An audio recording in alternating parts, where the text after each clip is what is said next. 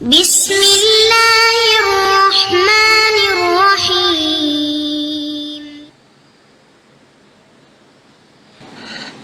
அஸ்ஸலாமு அலைக்கும் வரஹ்மத்துல்லாஹி வபரகாத்துஹு.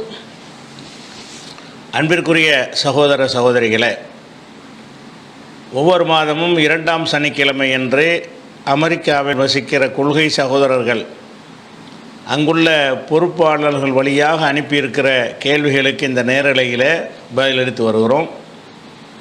இந்த நேரலையில் உள்ள முதலாவது கேள்வி என்னவென்று சொன்னால், ஃபாசில்ங்கிற சகோதரர் கேட்குறாரு, ஜும்மா நாளில் 12 நேரங்களில் ஒரு நேரம் இருக்கிறது, அதில் ஒரு முஸ்லீம் அல்லாஹ்விடத்தில் ஏதேனும் கேட்டால் அவருக்கு அது அவனால் கொடுக்கப்படாமல் விடப்படுவது இல்லை. எனவே அந்த நேரத்தை அசருடைய இறுதி பகுதியில் தேடவும். இப்படி ஒரு ஹதீஸ் அபூ தாவூதில் இருக்கிறது. இது சரியா? இந்த ஹதீஸ் சரி என்று சொல்லி அல்பானி அவர்களும் இப்னு பாஸ் அவர்களும் சவுதியுடைய மூத்த அறிஞர்கள் இவங்களும் சரியான ஹதீஸ் என்று சொல்லியிருக்கிறார்களே, அப்போ இந்த ஹதீஸ் சரியானது தானா அப்படின்ட்டு கேட்குறார். சிக்காகோவிலேருந்து ஃபாசில் கேட்குறார். இந்த ஹதீஸை பொறுத்த வரைக்கும் அபூதாவுதில் மாத்திரம் இல்லாமல் நசையிலையும் இந்த ஹதீஸ் இருக்கிறது. இந்த ஹதீஸ் சரிதானா என்றால் சொல்லக்கூடிய அறிவிப்பாளர்களை வைத்து பார்த்தோம்னு சொன்னால் எல்லாம் சரியான ஆட்களாக தான் இருக்கிறாங்க. அதை மட்டும் கவனிக்கக்கூடியவர்கள் அது சரியான ஹதீஸ் என்று சொல்லியிருக்கிறார்கள். ஆனால் இது என்ன டாப்பிக்கை பற்றி பேசுகிறதோ அந்த டாப்பிக்கை பற்றி இதுக்கு முரணான பல ஹதீஸ்கள் இருக்கிறது. இதில் என்ன வருது, ஜும்மாவில் ஒரு நேரம் இருக்கிறது, அந்த நேரம் அசருக்கு பிறகு தான் இருக்குன்னு வருது. அதுவும் அசருக்கு பிறகு கூட ஆஹிர்ன்னு வருது. ஃபல்தமி சுஹா ஆஹிர சாத்திம் பாதல் அசரி, அசருக்கு பிறகு கடைசி நேரத்தில் தேடுங்கள். ஏறக்குறைய மகரிபுக்கு கொஞ்சம் முன்னாடி. அப்போ வெள்ளிக்கிழமை ஒரு நேரம் இருக்கிறது, மகரிபுக்கு முன்னாடி அந்த தேடத்தை தேடிக்கொள்ளுங்கள் அப்படின்றத இந்த ஹதீஸ் சொல்லுகிறது. அந்த நேரத்தில் கேட்குற துவா ஏற்றுக்கொள்ளப்படும் அப்படின்னு இருக்கும்னா, இந்த ஜும்மாவில் உள்ள ஒரு நேரத்தை பற்றி இந்த ஒரு ஹதீஸ் மட்டும்தான் வந்திருக்குதா? இன்னும் பல ஹதீஸ்கள் வந்திருக்குது. அது இந்த கருத்தை சொல்லாமல் இதுக்கு மாற்றமான கருத்தை சொல்கிறது. அப்படி இருக்குமே ஆனால் அது எல்லாத்தையும் இணைத்து வைத்து கருத்து அடிப்படையில் சிந்தித்து பார்த்துதான் இது சரியா என்ற முடிவுக்கு அறிவிப்பாளர் வகையில் சரியாக இருக்கலாம். ஆனால் கருத்து அடிப்படையில் பார்த்தீங்கன்னு சொன்னால் இந்த ஹதீஸ் பல அடிப்படைக்கு மாற்றமாகவும் இருக்கிறது. இதை விட வலுவான வேறு ஹதீஸுகள் வேறு நேரம் அதை விளக்குகிறத பார்க்குறோம்.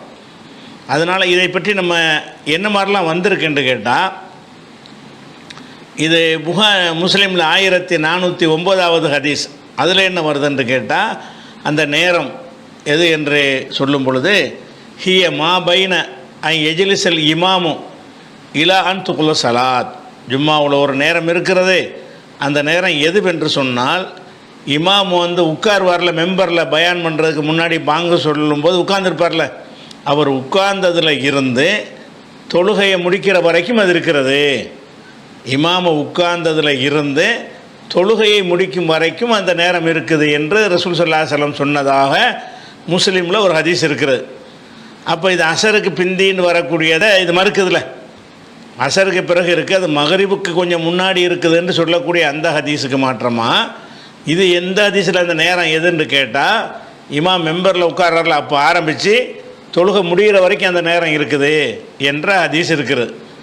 இதை மட்டும் மக்கள்கிட்ட எடுத்துக்கிட்டு போய் இதான் அந்த நேரம்னு சொல்ல முடியாது. ஏன்னு கேட்டால் இந்த ஹதீஸ் பல அடிப்படைகளுக்கு மாற்றமான, இந்த ஹதீஸும் கூட சரியான ஹதீஸ் கிடையாது, அறிவிப்பாளரில் சரியான ஹதீஸ் தான். ஆனால் கருத்தரிப்பில் பார்த்தீங்கன்னா, இமாம் மெம்பரில் உட்கார்ந்துட்ட பிறகு உட்காரும்போது உட்கார்ந்தவுடனே பாங்கு சொல்கிறது ஆரம்பிச்சிருவாங்க. பாங்கு சொல்லும்போது நீங்கள் துவா செய்வீங்களா? இமாம் மெம்பரில் உட்கார்ந்தவுடனே நடக்கிற காரியம் என்ன? அவர் பாங்கு ஆரம்பிச்சிருவாங்க. அப்போ உங்களுக்கு துவா செய்ய முடியாது. பாங்கு சொல்லும்போது நீங்கள் பாங்கை தான் கேட்கணுமே தவிர அந்த நேரத்தில் துவா செய்ய முடியாது. அதுக்கப்புறம் அவர் எந்திரிச்சு பயான் பண்ண ஆரம்பிச்சிடுறாரு, அப்போ நீங்கள் துவா செய்யலாமா? அந்த நேரத்தில் நீங்கள் கேட்கவுள்ள செய்யணும். உரை நிகழ்த்த ஆரம்பித்துட்டார்னு சொன்னால் அவன் கேட்டுக்கிட்டு தான் இருக்கணும் என்று புகாரில் 883வது ஹதீஸ் இருக்கிறது. பக்கத்தில் இருக்கிறவனை பார்த்து நீ பேசாதேன்னு சொன்னால் கூட நம்முடைய தொழுகை வீணாயிரும் என்கிற கருத்துப்பட 934 புகாரி அதுலேயும் ஹதீஸ் இருக்கிறது. அப்போ இமாம் வந்து உரை நிகழ்த்தும் போது நீங்கள் கேட்க இயலாது, அதுக்கப்புறம் தொழுகை வந்துடுது. அப்போ அந்த அந்த தொழுகைக்குள்ளேயும் கேட்க இயலுமான்னா தொழுகைக்குள்ளே கேட்கலாம். ஆனால் இந்த இமாம் மெம்பரில் ஏறினதில் இருந்து தொழுகை வரைக்கும்னு வரும் பொழுது அதெல்லாம் தொழுகை கூடாத துவா செய்யக்கூடாத நேரமாவில் இருக்குது. இமாம் மெம்பரில் ஏறி உட்காரும்போது உட்கார்ந்தவொன்னே பாங்கு சொல்லுவாங்க, பதில் சொல்லணும். பாங்கு சொல்லி முடிச்சோன்னே எந்திரிச்சு உரை நிகழ்த்த ஆரம்பிச்சிருவார். உரை நிகழ்த்தின உடனே உரையை கேட்கணும்.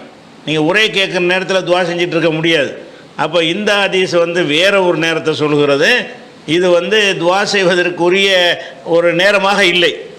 துவா செய்வது உள்பட எல்லா காரியமும் தடுக்கப்பட்டு இமாம் சொல்வதை காது கொடுத்து கேட்க வேண்டிய ஒரு நேரத்தை வந்து துவா செய்கிற நேரம் என்று இதில் காட்டப்படுகிறது.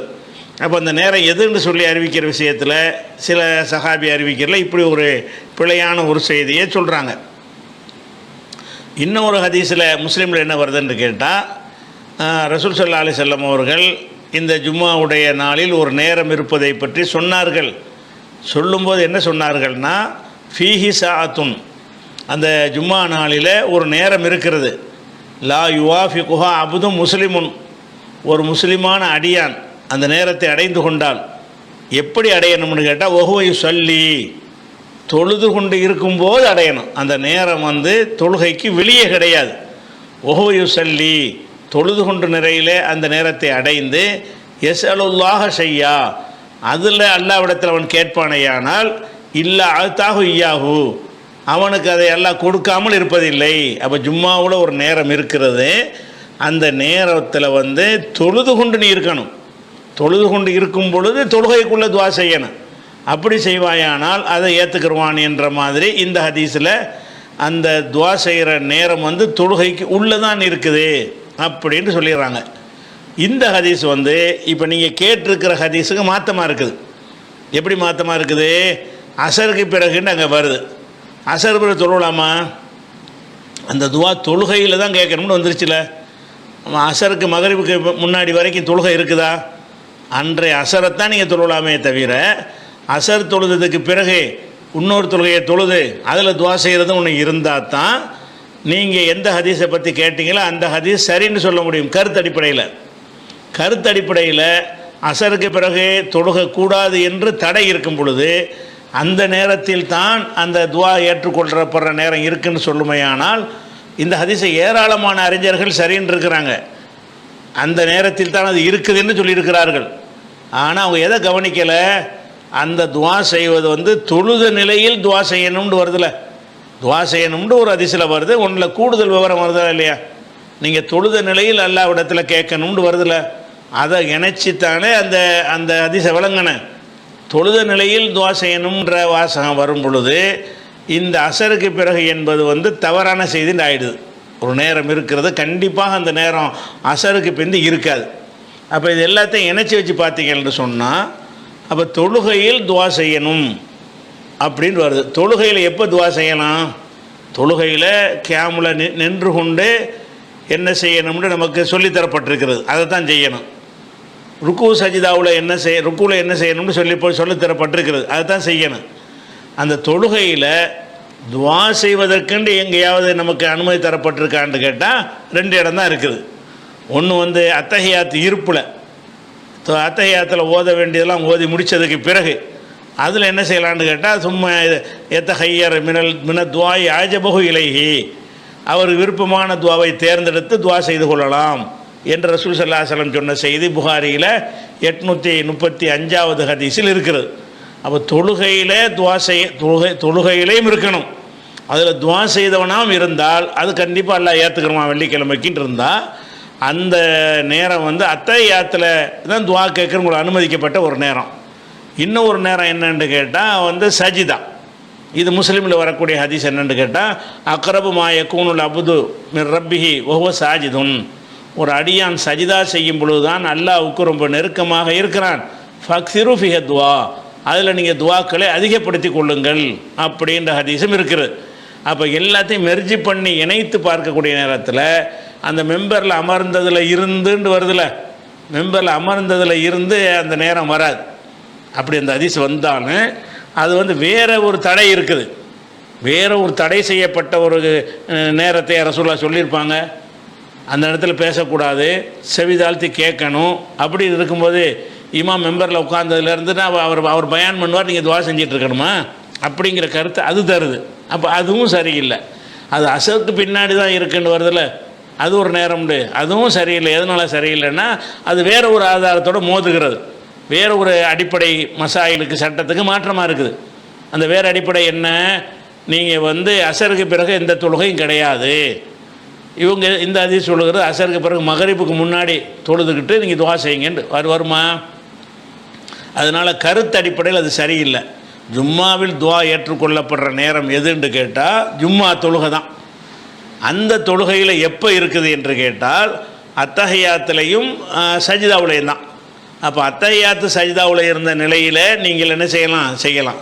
அல்ல ஜும்மா தொழுகையில் ஒரு நேரம் இல்லாமல் கூட போயிட்டா கூட அந்த ஜும்மா நாளில் ஜும்மாவுக்கு பின்னாடி தொழுவீங்கல்ல ஒரு தொழுகை சுன்னத்து, அந்த மாதிரி தொழும் பொழுது அதில் ஓதுனாலும் அது கட்டுப்படுத்தும்.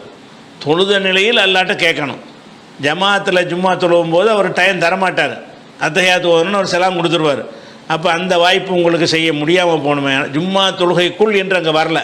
அன்றைய தினத்தில் தொழுகையில் இருந்து கொண்ட நிலையில் ஒருவர் துவா செய்வாரையானால் என்று தான் இருக்கிறது. அது ஒன்று ஜும்மா தொழுகையாக இருக்கலாம், அல்ல ஜும்மாவுக்கு பிந்தி நீங்கள் தொழக்கூடிய சுன்னத் தொழுகையாக இருக்கலாம். சுன்னத் தொழுகையாக இருப்பதற்கு அதிக வாய்ப்பு இருக்கிறது. அதனால் ஜும்மாவுக்கு பிறகு சுன்னத் தொழுகையில் அத்தஹியாத்தில் இருந்து கொண்டு நீங்கள் வேணுங்கிறதெல்லாம் கேளுங்க.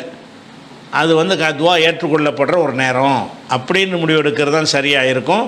இந்த அசருக்கு பிறகு அந்த நேரத்தை தேடுங்கள்ங்கிறது சனது அடிப்படையில், அறிவிப்பாளர் அடிப்படையில் அது சரி என்று வந்தாலும் கருத்து அடிப்படையில் அது பிழையானது. அதிகமான அறிஞர்களை சரி கண்டிருந்தாலும் அவங்களே சொல்லுவாங்க அசருக்கு பிறகு தொழுலாமான்னா தொழக்கூடாதுமாங்க. அப்போ எப்படி துவா செய்வது? தொழுகைக்கு உள்ளேயில் அந்த துவா செய்ய சொல்லியிருக்கு, தொழுது விட்டு வெளியே கேட்க சொல்லலை. ஒவ்வொரு சொல்லி தொழுதுகிட்டு இருக்கும்போதே அந்த துவா செய்யணும்னு சொன்னால் அந்த தொழுகை துவாவுக்கு உள்ளே, அந்த துவா தொழுகைக்கு உள்ளே அமைந்திருக்கணும்.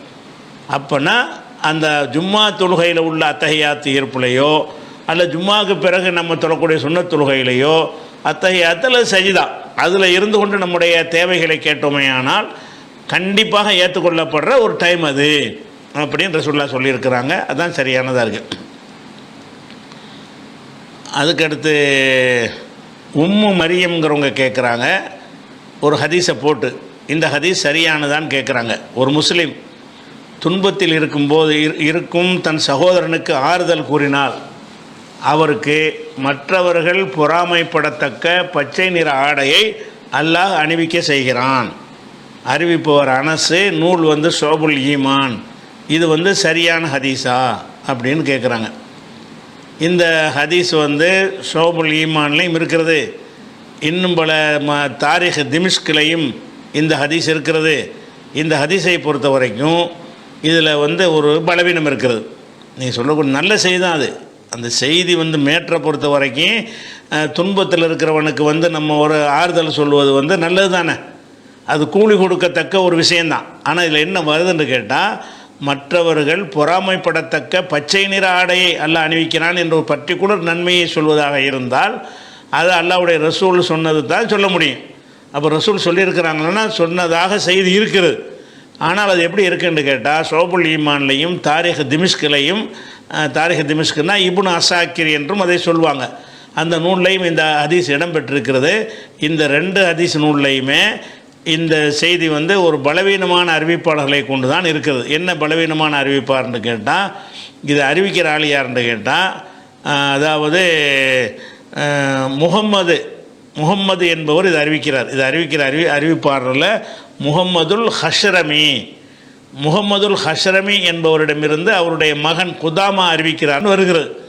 அந்த முகம்மதுல் ஹஷ்ரமிங்கிறவர் யார் என்று கேட்டால், அந்த அறிஞர்கள் தஹபி போன்ற அறிஞர்கள்னால் என்ன சொல்கிறாங்கன்னு கேட்டால், லம் அஜிது ஃபீமா வக்கஃப் தலைஹிமின் குத்பி தராஜிமி, அறிவிப்பாளர்களை விமர்சிக்கிற எல்லா நூல்களையும் நான் தேடி பார்த்துட்டேன், இவரை பற்றி ஒரு விவரமே இல்லை, இப்படி ஒருத்தர் இருந்தாரே தெரியல. முகம்மதுல் ஹஷ்ரமி என்பவர் வழியாக இது அறிவிக்கப்படுகிறது.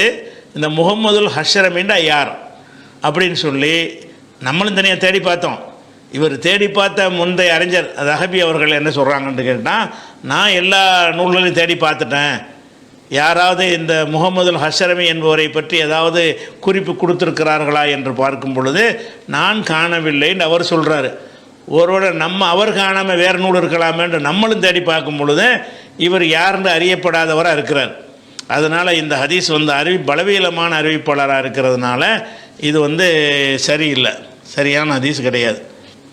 முஸம்மில், புளோரிடாவிலிருந்து முஸம்மில் என்கிற சகோதரர் கேட்குறாரு, தொழுகைக்கு நியத்து இல்லாமல் சும்மா ஒழு செய்துவிட்டு பிறகு தொழுதால் அந்த தொழுகை கூடாது என்று இங்கு ஒரு இமாம் கூறுகிறார், இது சரியா அப்படின்னு கேட்குறார். அதாவது தொழுகிறதுக்குன்னு இல்லாமல் சும்மா ஒருத்தர் ஒழு செஞ்சிட்டார். ஒழு செஞ்சுட்டு கொஞ்சம் நேரத்துக்கு பிறகு தொழுகைக்கு நேரம் வருது. அந்த ஒழுவை கொண்டு அவர் தொழுகிறார். ஒழு செய்யும்போது அவர் தொழுகைக்கின்று ஒழு அவர் செய்யலை. அப்படி இருக்கும் பொழுது அந்த நியத்து இல்லாமல் ஒழு செஞ்சதுனால அந்த தொழுகை சரியாக இருக்குமா அப்படின்னு கேட்குறாரு. ஒழு செய்யும் பொழுது தொழுகைக்காக ஒழு செய்கிறேன், அதுக்காக செய்கிறேன், இதுக்காக செய்கிறேன்லாம் சொல்ல வேண்டிய அவசியம் இல்லை. ஒழுங்கிற வணக்கமே தொழுகைக்கு உள்ளது தான். ஒழு தொழுகையை தவிர வேறு எதுக்காவது கட்டாயம் இருக்கா? ஒழு செய்தல் என்பது சாப்பிடுவதற்கு ஒழு செஞ்சுருக்கணுமா, குரான் ஓதற்கு ஒழு செய்யணுமா, தவாஃபை கூட ஒழு செய்யணும்னு அவசியம் கிடையாது. அப்போ தொழுகைக்குத்தான் ஒழு செய்யணும். அப்போ தொழுகைக்குத்தான் ஒழு என்று இருக்கும் பொழுது ஒருத்தர் ஒழு செய்யறதுனால என்ன அர்த்தம்? அது நான் ஒழு செய்கிறேன்னு போய் செஞ்சார்னு சொன்னால் எதுக்காகத்தான் செய்கிறாரு? அந்த ஒழுவை கொண்டு எண்ணத்தை எல்லாம் நிறைவேற்றலாமோ அதுக்காக வேண்டி நான் செய்கிறேன்றது அதுக்கு அர்த்தம். அதான் நீயத்து என்று சொன்னால் இந்த லொஹர் தொழுகைக்காக ஒழு செய்கிறேன், அசர் அப்படி நினைக்கணும்னு அவசியம் கிடையாது. ஒழு செய்தல் என்பதே தொழுகைக்கு தானே எதுக்கு போய் ஒழு செய்கிறார் அவர்? ஸோ திடீர்னு இருந்து ஒரு போய் முதலங்கள் இந்த சிஸ்டம் இந்த முறையை அவர் செய்கிறார்னு செஞ்சால் இந்த ஒழு சில வணக்கங்களுக்கு நமக்கு வலியுறுத்தப்பட்டிருக்கிறது. அந்த வணக்கத்தை நிறைவேற்றுவதற்கு நம்ம ஒழு செய்கிறோம், அதுக்கு தானே செய்கிறாரு. அந்த நியத்து இருக்கிறதுனால தாராளமாக என்ன செய்யலாம், ஒழு செஞ்சவராக இருந்தார்னு சொன்னால் அவர் அந்த ஒழுவை கொண்டு என்ன செய்யலாம். சில ஆளுக்கு என்ன செய்வாங்கன்னா எப்போ பார்த்தாலும் ஒழுவோடு இருக்க விரும்புவாங்க. அப்படி நமக்கு மார்க்கத்தில் அப்படி கட்டாயப்படுத்தி சொல்லப்படலை. ஆனாலும் ஒழு முறிஞ்ச உடனே ஒழுவோடு இருப்பாங்க. எல்லா நேரத்துலையும் ஒழுவோடு இருப்போமே அப்படின்னு சொல்லி சில ஆளுக்கே இருப்பாங்க. அப்படியான ஒரு பழக்கம் உள்ளவராக ஒருத்தர் இருந்தார்னு வைங்க, அவர் எப்போ தொழுவதாலும் கலந்துக்கிறார். ஒழுவோடு ஏன் இருக்கிறார் அவர்? ஒழு என்பது தொழுகைக்குரிய ஒரு ஷர்த்து. அதனால் நம்ம எப்போ ஒழுவோட இருப்போம்னு தான் இருக்கிறார். அதனால் அந்த தொழுகைக்கு ஒழு செய்யணும்னு அவசியம் கிடையாது. ஒழு என்பது தொழுகைக்கு உள்ளது தான். தொழுகையையும் செய்யலாம் என்பதற்காகத்தான் ஒருத்தர் ஒழு செய்கிறார். அதனால் அந்த ஒழு செஞ்சதுக்கு பிறகு சும்மா ஒழு செய்துவிட்டு பிறகு தொழுகை நேரம் வந்தோன்னே தொழுதாரையானால் அவர் தொழுகைக்கு ஒழு செஞ்சால் தான் அர்த்தமே தவிர அவருக்கு நீயத்து இல்லைன்னு சொல்லுவது தப்பாக சொல்கிறாங்க. நீயத்து இருந்துச்சு அவருக்கு. எந்த நீயத்து? நான் ஒழு செய்கிறோம், ஒழுவை கொண்டு நம்ம தொழுவோம், மார்க்கத்தில் எதெல்லாம் ஒழு அவசியம் இருக்கோ அந்த காரியத்தை செய்வோன்னு தானே போய் செய்கிறாரு. அதான் நீயத்துங்கிறது.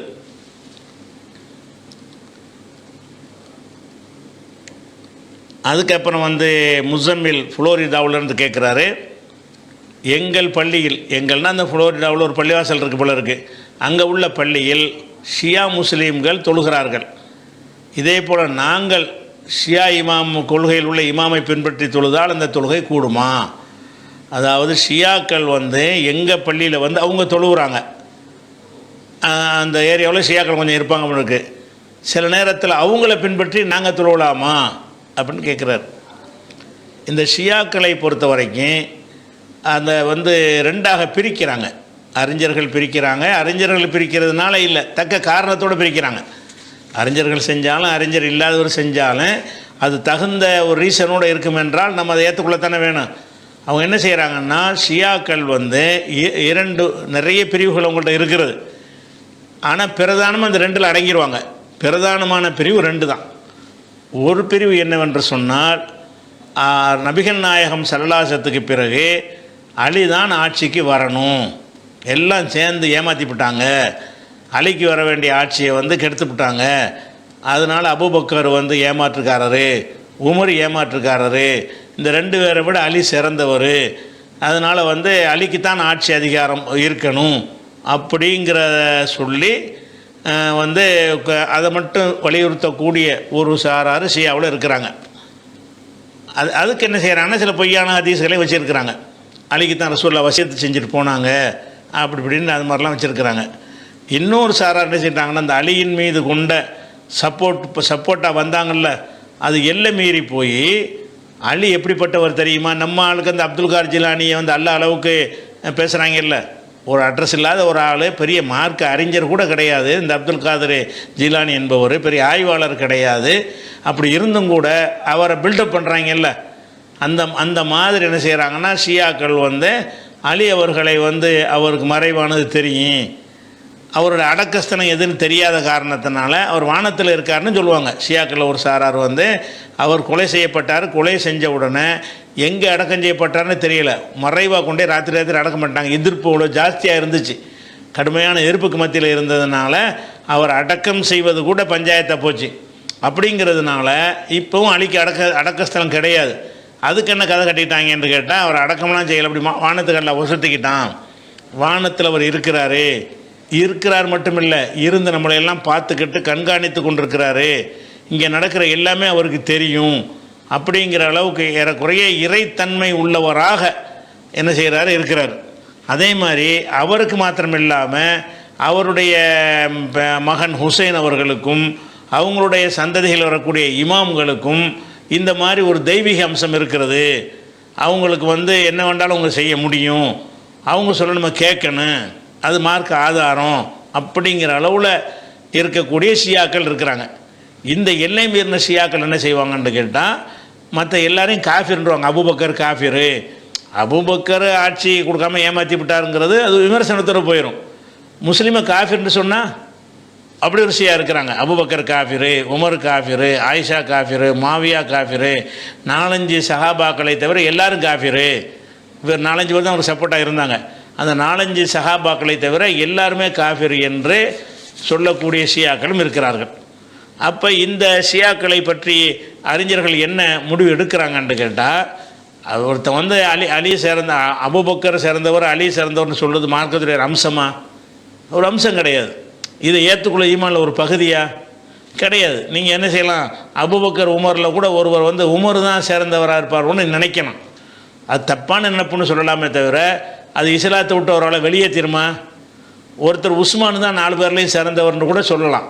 அது ஒரு கருத்து, ஒரு ஆதாரமற்ற ஒரு கருத்து, பிழையான கருத்தில் எத்தனை விஷயங்கள் இருக்கிற மாதிரி அதுலேயும் பிழையான கருத்தில் ஒருத்தர் இருப்பாரேயானால் அதனால் அவர் இஸ்லாத்தை விட்டு வெளியேறிய குற்றத்தை செஞ்சவராக இருப்பாரா? ஆக மாட்டார். அப்படிங்கிறதுனால அலிக்கு தான் தகுதி, அபூபக்கர் உமர்லாம் ஏமாற்றிட்டாங்க, எல்லா சஹாபாக்களும் துணை செஞ்சாங்கங்கிறது அந்த விமர்சனம் செய்யக்கூடிய மைல்டான ஷியாக்களாக இருப்பார்களே, ஆனால் அவர்களுடைய ஹதீஸுகளை நம்ம ஏற்றுக்கொள்ளலாம், அவங்க அறிவிப்புகளை பதிவு செய்யலாம். புகாரி முஸ்லீம் உள்பட எல்லா நூல்கள்லையும் இந்த மாதிரியான ஷியாக்கள் அறிவிக்கிற ஹதீஸுகளும் இருக்கிறது. ஆனால் அது சரியான ஹதீஸ் என்று ஒட்டுமொத்த உம்மத்தும் ஏற்றுக்கொண்டும் இருக்கிறது. ஷியா இருக்கிற காரணத்தினால் அந்த ஹதீஸ் என்னவாயிரல, அது தவறான ஹதீஸுன்னு ஆக்கப்படவே இல்லை. அப்போ அந்த என்ன கேட்டால் இவங்கெல்லாம் ஒரு கருத்து வேறுபாடு, ஷியாங்கிற ஒரு இந்த அளவோட நின்றுருந்தாங்கன்னு சொன்னால் பெரிய அளவில் இஸ்லாத்தை விட்டு வெளியேறிய குற்றம்லாம் ஆகியிருக்காது. ஆனால் இவங்க எந்த அளவுக்கு போயிட்டாங்கன்னு கேட்டால், சஜிதா செய்யும்போது யா அலின்னு வச்சு அதில் கொண்டே சஜிதா செய்கிறாங்க. சஜிதாவை அலிக்குத்தான். இது எல்லை மீறின ஷியான்னா வில்லை மாதிரி வச்சுருப்பாங்க, அந்த வில்லையை வச்சு தான் தொழுவாங்க ஷியா பள்ளிகளில். சில பள்ளிகளில் அதில் என்ன இருக்கும்னா யா அலியேன்னு இருக்கும், அதை கொண்டு வச்சு அதை செய்கிறது. லீ ஹம்சத் 5 பேர் எனக்கு இருக்கிறாங்க, அந்த 5 பேரை கொண்டு நான் மறுமையில் தப்பிச்சுக்கிறேன். அலி ஹம்சத்துன் உத்துஃபீபிகா ஹர்ரல் வபாயில் ஹாத்திமா அல் முஸ்தபா உல் முர்த்தலா ஒபுனாஹுமா உல் ஃபாத்திமான்னு 3 கிதாபில் எழுதி வச்சுக்கிறான். இவன் ஷியா இல்லாத ஷியாக்கள் இருக்காங்கல்ல, இந்த சுன்னத்து ஜமாத்து ஷியா, அவங்க கூட 3 கிதாபில் எழுதி வச்சுருக்காங்க, எனக்கு 5 பேர் இருக்கிறாங்க, 5 பேரை வச்சு நான் கெட்ட முடிவு வராமல் என்னை காப்பாற்றி கொள்வேன். 5 பேர் யார் என்றால் அல் முஸ்தபாண்டா ரசூல்லா, ஒல் முர்த்தலான்னு அலி முர்த்தலான்னு அவருக்கு ஒரு பட்டம், ஒபுனாஹுமா அவருடைய 2 பிள்ளைங்க ஹசன் ஹுசைன், ஒல் ஃபாத்திமா, இந்த 5 பேர் அப்படின்னு சொல்லி இவங்களை யார் சுன்னத் ஜமாத்துன்னு சொல்ல, இவனோட ஷியா தானே இருக்கிறாங்க. 3 கிதாபில் எழுதி வச்சுக்கிறாங்க, 3 கிதாபுன்னு கொண்டு படிப்பாங்க, அந்த கிதாபில் இந்த பாடலாம் இருக்குது. அப்போ இந்த மாதிரியாக வர்றமே மீறின அந்த 5, அதனால பஞ்சாங்கிறான்ல 5 பஞ்சாங்கிற கையை வச்சு குதிரையில் வச்சு கையை வச்சு ஊர்வலமாக கொண்டு போவாங்க.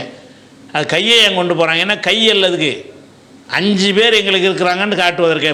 பாஞ்சிலேருந்து வந்தது தான் பஞ்சாண்டா 5 கடவுள் கொள்கை அப்படின்னு அர்த்தம். பஞ்சா எடுக்கிறாங்களோ இப்படி கையை தான் என்ன செய்வாங்க, இப்படி கை மாதிரி வச்சு கொண்டு போவாங்க. என்னென்னு கேட்டால் ஒரு விரல் ரசூலுல்லாஹ், ஒரு விரல் அலி, ஒரு விரல் ஹசன், ஒரு விரல் ஹுசைன், ஒரு விரல் ஃபாத்திமா அப்படின்னு சொல்லிட்டு இருக்காங்க. இந்த பஞ்சா கூட்டம்லாம் இருக்குல்ல, இவங்கெல்லாம் எக்ஸ்ட்ரீம் எல்லை மீறிய ஷியாக்கள். அதே மாதிரி இவங்க லீ ஹம்சத் இந்த பாட்டை படிச்சுட்டு இருக்கிற இந்த அஜர்த்துமார் இருக்காங்களே நம்பி, அவங்களும் எக்ஸ்ட்ரீம் ஷியா, சாதா ஷியா கிடையாது. இப்படியான ஆட்களாக இருக்கிறாங்க. இவங்க மாதிரி ஆட்களுடைய அறிவிப்புகளை ஏற்றுக்கிறாதீங்கன்னு வச்சுருக்கிறாங்க. அது கரெக்டு தான். இப்போ ஒருத்தர் ஷியாவாக இருக்கிறான், அவன் அலிக்கு இறைத்தன்மை இருக்குதுன்னு நினைக்கல, அவன் அலிக்கு தான் ஆட்சி அவருக்கு தான் வரணும் அப்படிங்கிற அளவில் நினைக்கிறான். ரசூலுல்லாஹ்வுக்கு செல்ல பிள்ளை, மகளை கட்டினவர், குடும்பத்தில் ஒரு ஆளாக இருந்தவர், எதாக இருந்தாலும் ரசூலுல்லாஹ் அவர்கிட்ட கேட்டு தான் செய்வாங்க. அப்படிலாம் இருந்த ஒரு ஆளுக்கு நீங்கள் ஆட்சி அவர் தானே கொடுத்துருக்கணும் என்று வாதிட்டு கொண்டு இணை கற்பிக்காமல் இருந்தால் அவனை பின்பற்றி தொழு என்ன இருக்குதுல்ல. அந்த மாதிரி இருந்தானே ஆனால் அந்த அறிவிப்பை ஏற்றுக்கொண்ட மாதிரி பின்பற்றியும் தொழுவலாம். அந்த இந்த எக்ஸ்ட்ரீம் ஷியாக்களாக இருப்பார்களே, எனக்கு தெரிஞ்சு பெரும்பாலும் எக்ஸ்ட்ரீம் ஷியாக்கள் தான் இருப்பாங்க. அந்த ஹூதி மாதிரி இருக்காங்கல்ல யமனில், அந்த மாதிரியான கூட்டத்தினர் தான் எக்ஸ்ட்ரீமாக இருக்க மாட்டாங்க. அவங்க அந்த அலியை அந்தளவுக்குலாம் சொல்ல மாட்டாங்க. நம்ம கருத்துக்கு நெருக்கமான ஒரு நிலையில் தான் இருப்பாங்க. அலியை மட்டும் மேலே வச்சுக்கிடுவாங்க. அந்த யமனில் உள்ள ஹூதிகள் மாதிரி உள்ளவர்களாக இருப்பார்களே, ஆனால் அது மாதிரி உள்ள ஷியாக்கள்னால் தாராளமாக என்ன செய்யலாம், பின்பற்றி தொழலாம். பின்பற்றி தொழக்கூடாது எதனால் வருது? இனத்தினாலேயா ஒரு கொள்கையினாலேயா? ஒரு கொள்கையினால தானே. அந்த கொள்கையில் அவனுக்கு சிறுக்கு இல்லாட்டி அவனையா ஷியாங்கிற காரணத்துக்காக நம்ம ஏன் புறக்கணிக்கணும் அப்படிங்கிறதுனால அந்த ஷியாக்கள் யார் என்பதை நம்ம என்ன செய்யணும், ஆய்வு செஞ்சு பிரித்து பார்த்து. ஆனால் இவங்க குறைவாக இருப்பாங்க. கரெக்டான கொள்கையில் உள்ள ஷியா அன்றைக்கு அவங்க தான் ஜாஸ்தியாக இருந்தாங்க. அந்த ஹதீஸ்களை அறிவிக்கக்கூடிய காலங்களில் ஷியாக்களில் எக்ஸ்ட்ரீமானவங்க ரொம்ப குறைவாக இருந்தாங்க. இந்த அளவோடு நிறுத்தி கொண்டவர்கள் அதிகமாக இருந்தாங்க. ஷியாக்கள் மொத்தத்தில் மெஜாரிட்டி இல்லை, ஷியாக்கள்ங்கிற பிரிவில் அவங்க ஜாஸ்தியாக இருந்தாங்க, அவங்க கம்மியாக இருந்தாங்க. காலப்போக்கில் இவங்க தான் ஜாஸ்தியாக இருக்கிறாங்க. அதாவது அலி தான் கடவுள்னு சொல்லக்கூடியவங்க தான் ஜாஸ்தியாக இருக்கிறாங்களே தவிர இந்த நடுநிலையான ஒரு நிலைப்பாட்டில் இருக்கிறவங்க குறைவாக இருக்கிறாங்க. அதை நீங்கள் ஆய்வு செஞ்சு அவங்க எந்த பிரிவில் இருக்கிறாங்க, எந்த கொள்கையில் இருக்கிறாங்கன்னு பார்த்து நம்ம என்ன செய்யலாம், அதன்படி பின்பற்றிக்கலாம், தப்பு கிடையாது. சம்ரீன் ஃபாத்திமா இந்தியானாவிலேருந்து அவங்க கேட்குறாங்க. சம்ரீன் ஃபாத்திமா என்ன கேட்குறாங்கன்னா, நன்மை செய்ய ஏவினால் அதே அளவு நன்மை என்று இஸ்லாத்தில் உள்ளது. இதில் உங்களுக்கு சந்தேகம் எப்படி வருதுன்னு கேட்டால், பல லட்சம் செலவு செய்து பல நாட்கள் கஷ்டப்பட்டு ஹஜ்ஜி செய்தவருக்கும் ஹஜ்ஜிக்கு போ என்று ஒரு வார்த்தை சொன்னவருக்கும் ஒரே அளவு நன்மையா? இங்கே ஒரு பள்ளிவாசலை கட்டுங்கள் என்று ஒரு வார்த்தை சொன்னவருக்கும் அது லட்சக்கணக்கில் செலவழித்து பள்ளிவாசல் கட்டியவருக்கும் ஒரே அளவு நன்மையா? இதை எப்படி புரிந்து கொள்வது அப்படின்னு என்ன செய்கிறாங்கன்னு கேட்டால், அவர் என்ன கேட்குறாங்கன்னு கேட்டால், ஒரு நன்மை செய்ய ஏவுனிங்க என்று சொன்னால் அதே நன்மை உங்களுக்கு கிடைக்கும்னு இருக்குது. ஏவுறதுங்கிறது என்ன, ஒரு சின்ன ஒரு சொல்லுவது தானே. அந்த காரியம் செய்வது எவ்வளோ பெரிய வேலை. அவ்வளோ ஒரு பள்ளிவாசல் கட்டுறதுனா அதுக்கு 10 லட்சம் 20 லட்சம் 50 லட்சம்னு செலவழித்து ஒருத்தன் பள்ளிவாசல் கட்டுவான். பள்ளிவாசல் கட்டுன்னு ஒருத்தர் சொல்லுவார், 50 லட்சம் செலவு செஞ்சவனுக்கு அதே கூலி, கட்டுன்னு சொன்னார அவருக்கு அதே கூலின்னா அது எப்படி? அந்த அவங்களுக்கு லாஜிக்காக அவங்களுக்கு தப்பு மாதிரி தெரியுது, அதனால் கேட்குறாங்க. அதே மாதிரி நோன்பு வைக்கிறது எவ்வளோ கஷ்டமான ஒரு விஷயம். இவர் நோன்பு வைன்னு சொல்லுவார், அவன் நோன்பு வைப்பான். வைக்கிறவன் கஷ்டத்தை அனுபவிக்கிறான், கூலி கொடுக்குற நியாயம். இவருக்கு கொடுக்கலாம், சின்னதாக ஏதாவது கொடுக்கலாமே தவிர அதே கூலி உனக்கு இருக்குன்னு அது எப்படி அவர் கேட்குறாரு. அதாவது யார் நன்மை ஏவுறாரோ அதே அளவு நன்மை அந்த ஏவியவருக்கும் இருக்கிறது என்பதை நம்ம எப்படி எடுத்துக்கொள்வது அப்படிங்கிறது தான் அந்த கேள்வி. இது சரியான முறையில் புரிந்து கொண்டால் இது என்ன செய்யாது, இந்த சந்தேகம் வராது. உண்மையில் இந்த ஏவுறதுன்னு வருதில்ல, ஏவுறதுக்கு என்ன அர்த்தம்னு கேட்டாங்க. ஒருத்தன் 5 வேளை தொழுகணுன்ற கொள்கையில் இருக்கிறான், அவன் தொழுது கொண்டும் இருக்கிறான். நேரம் வந்துருச்சு, இந்த போய் தொழுதுட்டு வாப்பாங்கிறோம். இவன் ஏவுனதில் வரமாட்டான். இது இதுக்கு அதே கூலி இவனுக்கு கொடுக்க முடியாது. இவன் சொல்லாட்டெல்லாம் போய் தொழுது தான் இருப்பான். ஆனால் தொழுகையே இல்லைங்கிறான், மாட்டேங்கிறான், வரவே மாட்டேங்கிறான். அப்படியான ஒருத்தனை போய் அவனுக்கு திரும்பி சொல்லி அவன் சந்தேகத்தை தீர்த்து அவனை புரிய வச்சு அவனை தொழுகையோட அவசியத்தை எல்லாம் விளங்க வச்சு அதுக்கு பிறகு அவன் தொழுதான்னு சொன்னால் இப்படி ஏவுறவனுக்கு தான் சொல்லப்படுது. சும்மா தெரிஞ்சதை போய் நோன்பு வைக்கிற கொள்கையில் உள்ளவன்கிட்ட போய் நோன்பு வையின்னா இவனுக்கு என்ன, சொல்லாட்டான்னு வைக்க தானே செய்வான். அவன் ஆல்ரெடி நோன்பு வைக்கணுங்கிற கொள்கையில் அவன் இருக்கிறான், அவன் வச்சிருவான். இவர் சொல்லாட்டாலும் வச்சிருவான். ஒரு நோன்பு வைப்பான் அன்றைக்கி முஹர்ரம் 10க்கு நோன்பு வைன்றார். இவர் வச்சதுக்கு அவனுக்கு அதை நன்மை இவனுக்கு அதை நன்மைடா எப்படின்னு கேட்குறீங்கல்ல, அப்படி இல்லை. அது யார் வந்து தாவா செய்யறதுன்னு அது எப்படி ஹதீஸில் வருதுன்னா, மன் தஆ இலா ஹுதன், ஒரு நேர்வழி என்பால் தாவா செய்கிறாரோ, தாவா செய்கிறதுனா என்ன அர்த்தம்? அவருடைய ஷிர்க்கில் மூழ்கி போய் கிடக்கிறான் ஒருத்தன். ஷிர்க் வைக்காமல் இருப்பானா? அவனுக்கு அதனுடைய சொல்லி, அவன் சில ஆதாரத்தை சொல்லி, நம்ம சில ஆதாரத்தை சொல்லி, அவன் ஒரு மறுப்பு சொல்லி, நம்ம அதுக்கு மறுப்பு சொல்லி, அவன் மனசில் உள்ள அந்த ஷிர்க் எண்ணத்தை ஒன்று ஒன்றா போக்கி கடைசியில் அவன் தௌஹீதுக்கு வர்றான்னு சொன்னால், இவனுக்கு அவனுக்கு கொடுத்து அதே நன்மை கொடுக்கலாம் தானே? எவ்வளோ ரிஸ்க்கான வேலை, கஷ்டமான வேலை. அப்போ அப்படி அந்த ஹதீஸ் வாசகம் எப்படி முஸ்லீமில் வரக்கூடிய ஹதீஸ், நீங்கள் சொன்னது முஸ்லீம்ங்கிற நூலில் இருக்கிற ஹதீஸ் அடிப்படையில் கேட்குறீங்க. முஸ்லீமில் என்ன வருதுன்னு கேட்டால், மன் தஆ இலா ஹுதன், ஒருவர் நேர்வழிக்கு அழைப்பாரையானால், காணலகு தாவா செய்வாரையானால், காணலகு மினல் அஜிரி, அவருக்கு கூலி கிடைக்கும், மிஸ்ல உஜூரி மன் தபியஹு, அவரை பின்பற்றினார்களே அவங்கள் கூலியை போன்று இவருக்கும் கிடைக்கும். லா யன்குசு தாலிக மின் உஜூரிஹிம் ஷைஆ, அவங்களுக்கு உள்ள கூலியை இது குறைக்காது, இவனுக்கு கொடுத்ததுனால செஞ்சேன் பாருங்க அவன் கூலி குறையாது அப்படிங்கிற ஹதீஸ் தான் நீங்கள் சொல்கிறது. இதனுடைய கருத்து என்னன்னு கேட்டால், அரைச்ச மாவை அரைக்கிறதுங்கிற கருத்து கிடையாது. ஆமாம், அரைச்ச மாவை தான் அதை தான் அரைச்சிருக்கு, மரத்தை பார் அரைக்கிறீங்க. அப்போ இதெல்லாம் நினைவூட்டலில் வரும். ஒரு தொழுகை நேரம் தொழாமல் இருக்கிறாண்டே நேரம் ஆச்சு போய் தொழுங்கடான்றது அது நினைவூட்டல் தானே தவிர ஒரு அழைக்கிறதா? இது மறதியாக இருந்தவனுக்கு நினைவூட்டுறதுக்கு ஏதாவது ஒரு கூலியை கொடுக்கலாம். ஆனால் தாவா செய்கிறது என்பது அப்படிப்பட்டது இல்லை. நாத்திகன் மாதிரி ஒருத்தன் வாழ்ந்துக்கிட்டு இருக்கிறான், அவனோட பழகுறீங்க, அப்போ இறைவன் தான் இருக்கணும்னு சொல்கிறீங்க. அவன் நாத்திக சம்பந்தமாக கேள்வியை கேட்பான், நீங்கள் அதுக்கு மறுப்பு சொல்லுவீங்க, அவன் மறுபடியும் கேட்பான். இப்படியே பல மாதங்கள் பல வருடங்கள் ஒருத்தனோட மன்றாடி போராடி அவனை கடவுள் நம்பிக்கை என்பால் ஒருத்தன் கொண்டு வர்றான்னா சின்ன வேலையாக இது?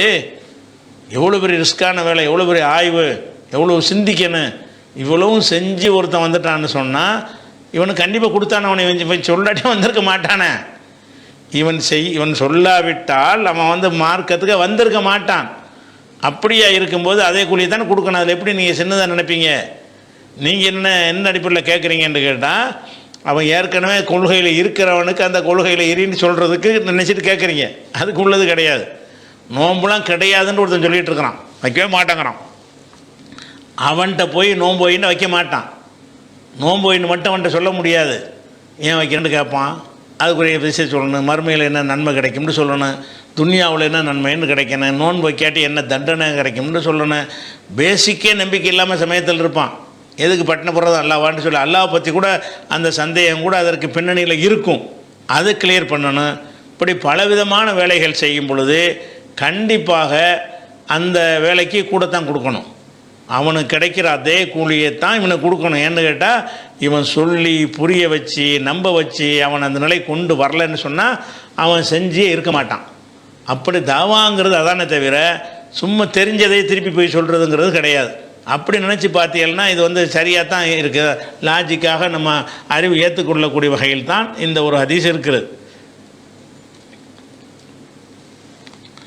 அடுத்தது சமரின் ஃபாத்திமா இந்தியானாவிலேருந்து கேட்குறாங்க, தொழுகையில் குர்ஆனை வாயை அசைத்து தான் ஓத வேண்டும் என்று கூறியுள்ளீர்கள். ஏற்கனவே ஒரு பதிலாக நான் கூறியிருக்கிறேன், அது ஆதாரத்தை நான் சொல்லியிருக்கிறேன். அப்போ இவங்க என்ன செய்கிறாங்கன்னா, தொழுகையிலும் தொழுகைக்கு வெளியிலும் போதும் திக்ரு துவா, அதாவது தொழுகையில் ஓத வேண்டியதுன்னு வரும் பொழுது வாயை அசைத்து ஓத சொல்லிட்டோம், அது தொழுகை முடிஞ்சிருச்சு. அதுக்கப்புறம் நம்மளாக ஒரு திக்ரு செய்கிறோம், சுப்ஹானல்லாஹ்னு நம்ம சொல்ல நினைக்கிறோம், அல்லது லா இலாஹ இல்லல்லாஹ்னு சொல்ல நினைக்கிறோம், ரசூலுல்லாஹ் மேலே ஒரு ஸலவாத்து சொல்ல நினைக்கிறோம், தொழுகைக்கு வெளியில் செய்ய நினைக்கிறோம். அந்த திக்ரு துவாவையும் வாயை அசைத்து தான் சொல்ல வேண்டுமா அப்படின்னு கேட்குறாங்க. அதாவது திக்ரு துவாவை பொறுத்த வரைக்கும், திக்ரை பொறுத்தும் அல்லாஹ் என்ன செய்கிறான்னு கேட்டால், 7வது சூறாவில் 205வது வசனத்தில் இறைவனை நினைவு கூறுவதற்கு உரிய ஒழுங்குகளை சொல்லித் தருகிறான். அதில் என்ன சொல்லப்பட்டிருக்குன்னா, ஒதுக்குர் ரப்பக்க ஃபி நஃப்ஸிக்க, நபியே நீங்கள் உங்களது இறைவனை உங்களுடைய நஃப்ஸுக்குள்ளே உமக்குள்ளே நினைவு கூறுவீராகன்னு வருது. ஒதுக்குர் ரப்பக்க ஃபி நஃப்ஸிக்க, அப்போ இறைவனை நினைவு கூறுதல் என்பது நஃப்ஸுக்குள்ளே இருக்கலாம், வாய் மொழிதலே இல்லாமல் வார்த்தையை வெளிப்படாமல் மனசுக்குள்ளேயே என்ன செய்கிறது, அந்த லா இலாஹ இல்லல்லாஹ்ங்கிறத அதை போடுறது. அப்படி திக்ர் செய்யலாமன்னா செய்யுங்கிறான்ல. ஒதுக்குர் ரப்பக்க ஃபி நஃப்ஸிக்க, உமது இறைவனை உனது நஃப்ஸுக்குள்ளே உன் நஃப்ஸுக்குள்ள மனசுக்குள்ளே நீ நினைவு கூறுவீராக. தளர்வான் பணிவாகவும், ஒஹீஃபத்தன் இறைவனுடைய அச்சத்துடனும் பயத்தோடவே மனசிலேயே மனசில் நினைவு கூறுதல் என்பதும் மார்க்கத்தில் உள்ளது தான். அதுக்கடுத்தது தூணல் ஜஹரி மினல் கவுலி, சத்தம் போடும்போது வாயால் சொல்லும் பொழுது உரத்த சத்தம் இல்லாமலும். ரெண்டு விதமாக செய்யலாம், மனசுக்குள்ளேயும் செய்யலாம், அல்லது சுபானல்லான்றக்கூடாது, சுபானல்லா அதாவது உரத்து சத்தம் இல்லாமல் இறைவனை திக்ர் செய்வது என்பது ஒன்று மனசுக்குள்ளே இருக்கணும். வாய் வழியாக சொல்கிறதா இருந்தால் ஜஹர் இல்லை. ஜஹருன்னா அடுத்தவரெல்லாம் கேட்குவாங்கல்ல, அவங்கள இருக்கிற அவ்வளோ சத்தத்தில் இருக்கக்கூடாது. தூணல் ஜஹரி பில் மினல் கவுலி, அதாவது உரத்த சத்தமில்லாத குரலிலும் திக்ர் செய்வீராக. உரத்த சத்தமில்லாத குரலிலே திக்ர் செய்யலாம். அது நமக்கு மட்டும் கேட்கும் வகையில் வாயால் செய்யலாம் அல்லது மனசால் செய்யலாம். அப்போ திக்ர் செய்வது வாயை அசைச்சி தான் செய்யணுன்ற அர்த்தம் கிடையாது. லாயிலா இல்லாவா வாயை துறக்காமல் அது லாயிலா இல்லாங்கிற கருத்தை என்ன செய்யலாம், மனசுலேயே ஊர் போட்டுக்கிட்டே இருக்கலாம், சிந்தித்து கொண்டே இருக்கலாம். அதுக்கு அனுமதி இருக்கான்னு அல்ல அனுமதிக்கிறான். 7:205 அல்லாஹ் அனுமதிக்கிறான். அது வாயினால் சொல்லலாமான்னா வாயினால் போட்டு மைக்க போட்டு தான் கத்துறாங்க திக்ருங்கிற பேரில். உனக்கு கேட்கணும் அவ்வளோதான், தனக்கு மட்டும் கேட்குற அளவில் இருக்கிறதுக்கு பேர் தான் சத்தமிடாமல் சொன்னான்னு சொல்லுவோம். லாயிலா இல்லை, உனக்கு மட்டும் கேட்குறதுல செஞ்சுக்க. அது உலகத்தில் கேட்குற அளவுக்கு என்ன செய்யக்கூடாது, திக்ர் செய்யக்கூடாதுங்கிறத 7:205 இருக்கிறது. அதே மாதிரி துவா செய்கிறோம் இல்லையா, அந்த துவா செய்கிறது கூட அல்லாஹ் என்ன செய்கிறான்னு கேட்டால் 7வது சூறாவில் 55வது வசனத்தில், அதாவது தொழுகையில் ஒன்றை செய்வது என்பது ரசூல்லா எப்படி தொழுதாங்களோ அப்படித்தான் தொழணும். ரசூல்லா வாய் அசைத்து ஓதித்தான் தொழுதார்களுங்க. அதை சேஞ்ச் பண்ணக்கூடாது. நம்மளாக செய்யக்கூடிய துவா, தொழுகைக்கு பிறகு நம்மளாக செய்யக்கூடிய துவாவாக இருந்தால் உது ரப்பக்கும், உங்கள் இறைவனிடத்தில் நீங்கள் துவா செய்யுங்கள், தளர்ரு அன் பணிவாகவும், ஒஹுஃபியத்தன் ரகசியமாகவும் துவா செய்யுங்க. அப்போ துவாவை தொழுகைக்குள்ளே கற்றுத்தந்த துவா சத்தம் போடுற துவாவும் அல்ஹம்து சூறாவே சத்தம் போடுற மாதிரி தானே இருக்குது. இஹ்தின சிராத்தல் முஸ்தகீம்னா அது துவா தானே, அது சத்தம் போடுற தொழுகையுடைய முறையில் அடங்கிடும். அது இல்லாமல் தொழுகையெல்லாம் முடித்த பிறகு சும்மா இருக்கும் நேரத்தில் நீங்கள் துவா செஞ்சீங்கன்னு சொன்னால் பணிவாக மட்டும் இருந்தால் பத்தாது, ஹுஃபியத்தன் ரகசியமாக செய்யணும். துவாங்கிறது தண்டோரா போட்டு செய்கிற ஒரு விஷயம் கிடையாது, உங்களுக்கு இறைவனுக்கு மட்டும் உள்ள ஒரு விஷயம். அதனால் சத்தமிடாமல், அதனால தான் கூட்டு துவானா வேணாங்கிறோம். இந்த கூட்டு துவா எதுக்கு சத்தம் போடுற, இந்த ஒருத்தன் துவா செய்யும் பொழுது கூட்டு துவாங்கிறத சொல்ல காட்டித்தரலைங்கிறது ஒரு விஷயம். இன்னும் பல காரணங்கள் இருக்கிறது. அதில் முக்கியமான ஒரு காரணம் என்னென்னு கேட்டால் அதில் ஹுஃபியத்துன்னு நல்லா சொல்கிறோம், ரகசியமாக செய்யுங்கிறான். இது ரகசியமாக பள்ளிவாசல் இமாம்கள் துவா ஓதி எல்லோரும் ஆமீன்கிறாங்களோ அது ரகசியமாக, அது ரகசியம் கிடையாது. அப்போ ரகசியமாக செய்கின்றாலும் என்ன அர்த்தம்னா அவன் செய்யணும்னு அர்த்தம் வந்துடுது. ரகசியமாக செய்யுங்க. அப்போ துவாக்களை மனசுக்குள்ளேயும் செஞ்சுட்டு போங்க, வாயை திறந்தும் செய்யுங்க, ஆனால் ரகசியமாக இருக்கணும். ரகசியத்துக்கு என்ன அர்த்தம்னா அடுத்தவனு கேட்கக்கூடாது. அது துவாவுடைய ஒழுங்கில் அல்லாஹ் 7வது சூறாவில் 55 சொல்லி காட்டுறான். இதை நீங்கள் பயணிக்கிற வேண்டியதான். அதுக்கடுத்தது ஃபௌமிங்கிறவர் கேட்குறாரு, வெக்கமும் குறைவான பேச்சும், வெக்க உணர்வும் கம்மியாக பேசுவதும் ஈமானுடைய அம்சமாகும். கெட்ட வார்த்தையும் அதிகமான பேச்சும் நயவஞ்சகத்தின் அம்சமாகும் என்று நயவஞ்சகத்தின் அம்சமாகும் என்ற ஹதீஸு சரியானது தானா அப்படின்னு கேட்டு அதில் கூடுதலாக அந்த கேள்வியை வலியுறுத்துகிற மாதிரி சில பாயிண்ட்டுகளையும் வைக்கிறாங்க. என்ன வைக்கிறாங்கன்னா, நாள் முழுவதும் குடும்பம் மற்றும் குழந்தைகளிடம் பேசி கொண்டிருப்பதை குறிக்குமா, அல்லது ஆசிரியர் தொழில் போன்ற செய்கிறாங்கல்ல அவங்களுக்கு பேசுவது தான் வேலையாக இருக்கிறது. அப்போ அதிகமாக பேசுகிறதுங்கிறது சரியில்லைன்னு இதில் வருது. இப்போ ஒரு டீச்சர் இருந்து அதிகமாக தானே பேசிட்டு தானே இருப்பாங்க, அப்போ அதையெல்லாம் கட்டுப்படுத்துமா அப்படின்னு கேட்குறாங்க. அவங்களுக்கு சந்தேகம் இந்த அதிகமாக பேசுவது என்பதில் தான் அது பிரச்சனை இருக்கிறது. இப்போ அதிகமாக பேசுகிறது மார்க்கத்தில் தவறான ஒரு விஷயம், நயவஞ்சகத்தினுடைய ஒரு அடையாளம். அல் பதாவு உல் பயான் பண்ணுவது, ஷோபத்தானி மின நிஃபாக், நயவஞ்சகத்தினுடைய 2 அடையாளம் அப்படின்னு வருகிறது. அப்போ பேசுவது, ரொம்ப பேசுகிறது நயவஞ்சகத்தின் அடையாளம் அப்படின்னு ஹதீஸ் இருக்குது. அது சரியான ஹதீஸ் தானா? அது சரின்னு சொன்னோம்னா நம்ம குடும்பத்தில் எவ்வளோ நிறைய பேசிக்கிட்டு இருக்கிறோம், பயான் பண்ணுறார் ஒரு மேடையில் 2 மணி நேரம் ஒருத்தர் பயான். இப்போ நானே 2 மணி நேரம் லைவ் பண்ணுறேன். இப்போ நானும் அதில் வந்துடுவேன்ல.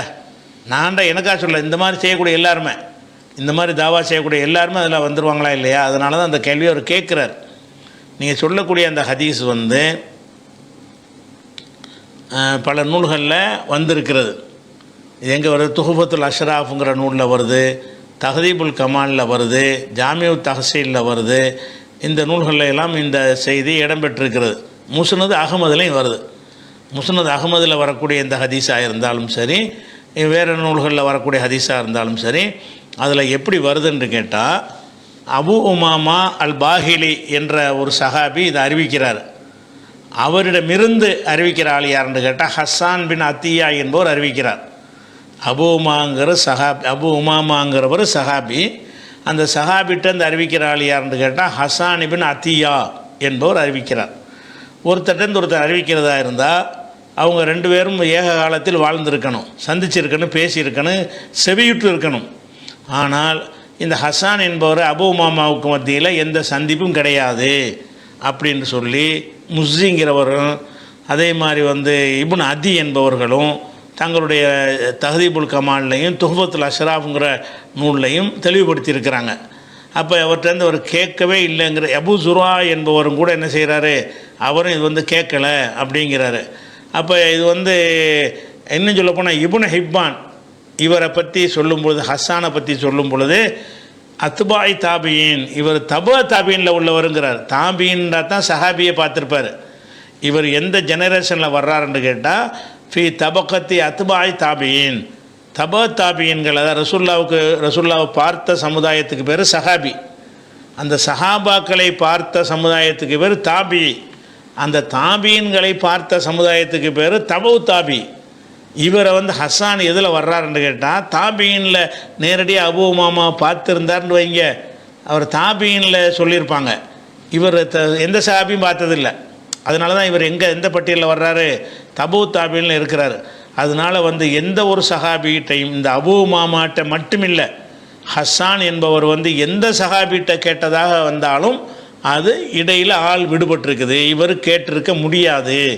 அந்த ஒரு காரணத்தினால இந்த அதிகம் பேசுவதை பற்றி சொல்லக்கூடிய ஹதீஸ் சரியான ஹதீஸ் இல்லை. யார் யாரிடம் அறிவிக்கிறாரோ அவரை இவர் சந்தித்தது கிடையாது, காலத்தால் கூட பிந்தி இருக்கிறாரு. அவரை மாத்திரமில்லை, ஒரு சஹாபியும் பார்க்காத பிற்காலத்தில் வந்த ஒருத்தர் சஹாபி சொன்னதை அப்படி அறிவிப்பார். அதனால் பேசுவது ரொம்ப கொஞ்சம்ங்கிறதெல்லாம் அப்படி வருமா? முதல்ல பேசிங்கிறது ரொம்ப பேசினா கெட்டவங்க அப்படியா? பேச்சு என்பது தேவைக்கு உள்ளது. நல்லதை பேசினா நல்லவன், கெட்டதை பேசினா கெட்டன்னு சொல்லணுமே தவிர, சில விஷயங்களை ரொம்ப நேரமே சொல்ல வேண்டியிருக்கும், விலைக்கு சொல்ல வேண்டியிருக்கும். அப்போ ரொம்ப நேரம் தான் அது சொல்லி ஆகணும். அப்போ கம்மியாக சொன்னால் போதும்னா கம்மியாக சொல்லி ஆகணும். அது தேவைக்கு உள்ள விஷயம். பேச்சு என்பது ஒரு சாப்பாடு மாதிரி தான். ரொம்ப சாப்பிட வேண்டிய தேவை இருந்தால் ரொம்ப சாப்பிடுவான், நல்லா சாப்பிட்டு வந்தான்னா ஒரு பசிக்கு வந்தால் ஒரு சின்னதாக சாப்பிட்டுக்குருவான். அப்போ சாப்பாடு எப்படி ஒரு தேவைக்கு உள்ளதாக இருக்கிறதோ அதே மாதிரி தான் பேச்சு என்பதும் தேவைக்கு உள்ளது. பேச்சு தான் நிஃபாக்குக்கு அடையாளம், முனாஃபிக்தனத்துக்கு அடையாளம்ன்ற சொல்லுவாங்களா? பேசுகிறது அல்லமகுல் பயான்கிறான். அல்லாஹ் பயானை உனக்கு கற்று தந்திருக்கேங்கிறான். அர் ரஹ்மான் அல்லமல் குரான் சொல்லி வரும் பொழுது அப்புறம் அதில் என்ன வருது? அல்லமகுல் பயான். மனிதனுக்கு பயான் என்றால் விளக்கமாக பேசுதல், விளக்கமாக பேசும் திறனை அல்லாஹ் உனக்கு தந்திருக்கிறாங்கிறான். அந்த பயான் என்பது ஒரு பெரிய மனிதனுக்கு கொடுத்த ஒரு பாக்கியம். நல்ல விவரமாக பேசுகிறது. விவரமாக பேசணுன்ட்டு ஏன் பேசினாலும் ஜாஸ்தியாக தான் இருக்கும். உனக்குதா விவரமாக பேசுறன்னு வந்துட்டாலே என்ன இருக்குது? அதிகமாக தான் இருக்கும். அதனால் இந்த கருத்து இஸ்லாத்துக்கு உடன்பாடான கருத்து அடிப்படையிலையும் இது உடன்பாடானது கிடையாது. அப்படி அது போக இதுவும் சரியில்லை, இது சனதும் சரியில்லை. அபு மரியம்ங்கிறவங்க சிக்காகோவிலேருந்து கேட்குறாங்க, ஆடை அணியும் போது பிஸ்மில்லா என்று சொன்னால் போதுமா அல்லது கீழ்காணும் துவாவை ஓத வேண்டுமா? அல்ஹம்துலில்லாஹி அல்லதி கசானி ஹாத சௌப வ ரஸகனிஹி மின் கைரி ஹவுலின் ஹவுலின் வலா குவத்தின். நூல் அபுதாவுது திருமதி இப்னு மாஜான்னு போட்டு இந்த துவாவை ஆடை அணியும் போது ஓதணும்னு சொல்லி வச்சுக்கிறாங்களே, இது சரியா? அதாவது ஆடை அணியும் போது ஒன்று சாப்பிடும்போது துவா ஒன்றுக்கு இருக்கிற மாதிரி ஆடை அணிகிறதுக்குன்ற என்ன செய்யணும்? அல்ஹம்துலில்லாஹி அல்லதி கசானி ஹாதான்னு ஒரு துவாவை போட்டிருக்கிறாங்க. இந்த துவாவை ஓதணுமான்னு கேட்டிங்கன்னா இந்த துவா ஓத வேண்டும் என்று சொல்லி சில ஹதீஸ் இருக்கிறது. அகமதில் வருது, திருமதியில் வருது, இப்னு மாஜாவில் வருது, முசன்னஃப் இப்னு அபி ஷைபாவில் வருது. இந்த 4 நூல்கள்லையும் வரக்கூடிய இந்த ஹதீஸ் இதில் தான் அந்த ஆடை அணிவதற்கு, அதுலேயும் ஆடைன்னு மொட்டையாக வரல, புது ஆடைன்னு வருது. புத்தாடை அணியும் போது ஓதுற துவான் நீங்கள் சொன்ன அந்த துவாவை பற்றி எப்படி வருதுன்னு கேட்டால், மண் லபிச அபு உமாமா சௌபன் ஜதீதன், அபு உமாமா வந்து ஒரு புதிய ஆடையை அணிஞ்சிட்டு இந்த துவா ஓதுனார். அப்புறம் உமர் இப்படி சொன்னதாக நான் கேட்டிருக்கிறேன் என்று சொல்லி அந்த அல்ஹம்துலில்லாஹ் இல்லதி கசானி மாவாரிபி அவுரத்தின் படித்தான்னு வருது.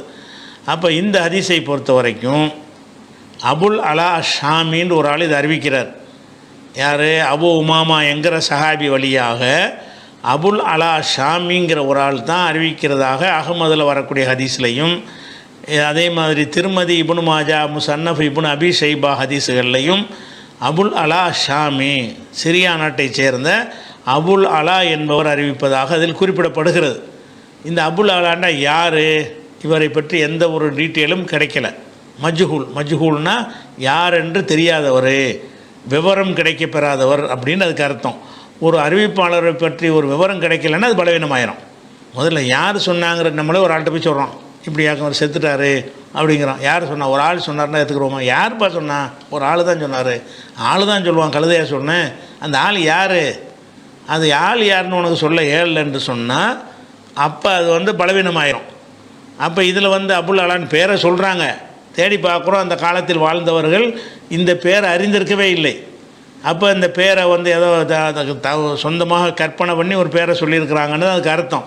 அதனால் அந்த ஹதீஸும் அடிபட்டு போயிடுது. அதே மாதிரி வந்து இன்னொரு ஹதீஸ் எங்கே வருதுன்னு கேட்டால் அபுதாவுதுலையும் தாரமியிலையும் ஹாக்கிம்லையும் முஸ்னத் அபு யாவலாவுலையும் வருகிறது. வேறு ஹதீஸ், வேறு அறிவிப்பாளரை கொண்ட ஒரு ஹதீஸ். இதே ஆடை நீருக்குள்ள ஹதீஸ் தான், ஆனால் அறிவிக்கிற ஆளுக்கு என்னவாக இருக்குன்னா வேறையாக இருக்குது. அதில் என்ன வேறையாக வருதுன்னு கேட்டால் சஹ்ல் இப்னு முஆத் என்பவர் அறிவிக்கிறார். சஹ்ல் இப்னு முஆத் இப்னு அனஸ் என்பவர் அறிவிக்கிறார். இவர் யாருன்னு தேடிக்கன்னு சொன்னால் இவர் லைஃபுல் ஹதீஸ். இவர் பற்றி விவரம் இருக்கிறது. இவர் பலவீனமான ஒரு ஆள், சரியான ஆள் கிடையாது, ஆத்தண்டிக்கான ஆள் கிடையாது. பலவீனம்னு யாருக்கு சொல்லுவாங்கன்னு கேட்டால், யார் நினைவாற்றல் இல்லாமல் இருக்கிறாங்களோ, மனன சக்தி இல்லாமல் இருக்கிறாங்களோ, அந்த மாதிரி குறைபாடு உள்ளவங்களை தான் லைஃப் பலவீனர்னு சொல்லுவாங்க. இவர் சொன்னதை கேட்டு அப்படி மனப்பாடம் பண்ணி செய்கிற ஒரு ஆள் கிடையாது, அதனால் அது பலவீனமான ஆளுன்ட்டாங்க. சரி, அவர்கிட்டருந்து யார் கேட்டார்னு பார்த்தீங்கன்னா அபு மர்ஹூம் என்பவர் கேட்டதாக அந்த ஹதீஸில் சொல்லப்பட்டிருக்கிறது. இதில் தாரமியில், அபுதாவுதில், ஹாக்கிமில், முஸ்னத் அபு யாவலா அந்த 4 நூல்லையுமே அபு மர்ஹூம் என்பவர் சொன்னதாக வருகிறது. அபு மர்ஹூமும் லைஃபாக இருக்கார். யார் முதல் அறிவிப்பாளராக வர்றாரோ அவரும் பலவீனமாக இருக்கிறாரு. அவரிடமிருந்து அறிவிப்பதாக சொல்லக்கூடிய 2வது அறிவிப்பாளரும் என்ன இருக்கார், பலவீனமாக இருக்கிறதுனால இதுவும் என்ன இருக்குது, சரியான ஹதீஸாக இல்லை. இதே ஹதீஸ் ஹாக்கிமில் வேறு ஒரு அறிவிப்பாளர் வழியாக வருகிறது. ஆட்கள்லாம் வேறையாக வரும். அதில் யார் வழியாக வர்றதுன்னா எல்லாமே இந்த அபு உமாமாவை தொட்டு தான் வருது. அபு உமாமாங்கிற சஹாபிட்டேருந்து வர்ற மாதிரி தான் எல்லாம் கொண்டு வந்திருக்கிறாங்க. அபு உமாமா வழியாக காசிம் அறிவிக்கிறார். காசிம்கிட்டேருந்து அலி பின் ஜெயித் என்பவர் அறிவிக்கிறார். அலி பின் ஜெயித் பின் ஜுத்ஆன் என்று இவரை சொல்லுவாங்க. இவர் ஏகமானதாக பலவீனமானவர். எல்லா இது ஹாக்கிமில் வரக்கூடிய 3வது அறிவிப்பு, எல்லா அறிஞர்களும் ஏகமானதாக இவரை பலவீனமானவர் என்று சொல்லி இருக்கிற காரணத்தினால இந்த ஆடை அணிவதற்கு. அதே மாதிரி முசன்னஃப் இப்னு அபி ஷைபாவில் ஒரு ஹதீஸ் வருகிறது. அதை அறிவிக்கிறவர் யாருன்னு கேட்டால் அப்துல் ரஹ்மான் பின் அபி லைலாங்கிறவர் அறிவிக்கிறார். நீங்கள் சொல்கிற அதே துவா தான், அல்ஹம்துலில்லாஹ் இல்லதி கசானின்னு வருதில்ல, அந்த ஆடை அணிகிற துவா தான். அந்த துவா அறிவிக்கிறாலும் முசன்னஃப் இப்னு அபி ஷைபாவில் வருகிறது. அதில் அறிவிப்பாளர்லாம் கரெக்டாக தான் இருக்கிறாங்க. ஆனால் அதை முதல் அறிவிப்பாளர் யாருன்னு கேட்டால் அப்துல் ரஹ்மான் பின் அபி லைலா. இவர் சஹாபி கிடையாது. ரசூல்லா சொல்வதாக அறிவிக்கிறதா இருந்தால் ரசூல்லா காலத்தில் வாழ்ந்தவராக இருக்கணும். இவர் தாபியில் உள்ளவர். சஹாபாக்கள் காலம்லாம் முடிஞ்ச பிறகு அப்புறம் பிறந்தவர் தான் யார், அப்துல் ரஹ்மான் பின் அபி லைலா. இவர் ரசூல்லா சொன்னது இப்படி கேட்டிருப்பார். அப்போ ரசூல் சொன்னதாக அறிவிக்கக்கூடிய அப்துல் ரஹ்மான் என்பவர் அடுத்த ஜெனரேஷனில் உள்ளவர், நபியின் ஜெனரேஷனில் உள்ளவர் கிடையாது. அதனால் இது வரக்கூடிய எல்லாமே பலவீனமாக இருக்குது. அதனால் நீங்கள் பிஸ்மில்லாண்டு ஆடை அணியணுமே தவிர ஆடை அணிவதற்குன்னு சொல்லக்கூடிய துவா எதில் வந்தாலும் சரி இதுக்குள்ளே தான் இருக்குது. இப்போ நான் சொன்னேன்ல, இந்த 4 வகையான நிறைய நூல்களில் இருந்தாலும் இந்த 4 வகையான ஹதீஸ் தான் வருது. 4லையும் 4 வகையான பலவீனங்கள் இருக்கிறது. அதனால் அதை நம்ம ஆத்தண்டிக்காக எடுத்துக்கிற கூடாது. ஈசாங்கிறவர் சிக்காகோவிலேருந்து கேட்குறாரு. என்ன கேட்குறாருன்னா, கடமையான தொழுகையை தொழுது கொண்டு இருக்கும் பொழுது அவசர தேவைக்காக, உதாரணமாக மெயின்டெனன்ஸ் போன்ற தேவைக்காக கதவை தட்டுகிற சமயத்தில் அல்லது குழந்தை அதிகமாக அழுகிற சமயங்களில் கடமையான தொழுகையை முறித்துவிட்டு போக வேண்டியுள்ளது. கடமையான தொழுகையை முறித்ததற்கு ஏதேனும் பரிகாரம் உள்ளதா அப்படின்னு கேட்குறாங்க. அதாவது கடமையான தொழுகையை முறித்தல்ங்கிறது அவசியம் கருதி முறிக்கணும். தொழுகையில் ஈடுபட்ட காரணத்தினால நான் ஊர் உலகத்தையெல்லாம் கவனிக்க மாட்டேன் அப்படின்ட்டு நடக்கிற மாதிரி இஸ்லாம் நமக்கு வழிகாட்டலை. குழந்தை அழுகுதுன்னு சொன்னால் குழந்தை என்னத்தை கண்டாலும் தெரியல நமக்கு. ஒரு ஏதாவது இப்போ பூச்சி கீச்சி கடிச்சிருச்சா, வயிற்று வழியில் அழுகுதா, ஏதாவது நாயை கண்டு பயந்துருச்சா, என்னத்துக்கு குழந்தை அழுகுதுன்னு உங்களுக்கு தொழுகிற ஆளுக்கு தெரியாதுன்னா டக்குன்னு தொழுகை முடிச்சுட்டு போய் பார்க்கத்தானே வேணும். தொழுகையை முறித்தல் என்பது அதே மாதிரி தொழுதுட்டு இருக்கும்போதே விஷ ஜந்துக்களை கொல்லுங்கலாம் அதிசயம் வருதில்ல. கொல்றதுனா தொழுகையை விட்டு தான் நம்ம கொல்ல முடியும். அது தொழுகை முறிக்கிறது பிரச்சனை இல்லை. இந்த முறிக்கிறது ஒரு காரணத்தோடு தான் நீங்கள் முறிச்சிங்கன்னு சொன்னால் அது மார்க்கத்தில் குற்றம் கிடையாது. ஆனால் தொழுகையை ஸ்டார்டிங்லேயும் தொழுவணும். 2 ரக்காத் தொழுதுட்டு இருக்கும்போது குழந்தை அழுதுன்னு முறிச்சு விட்டீங்களா, அந்த விட்ட இடத்துலேருந்து வரக்கூடாது. நீங்கள் முறிச்சிட்டா அது இல்லை, நீங்கள் தொழுகையை நிறைவேற்றலன்னு அர்த்தம்.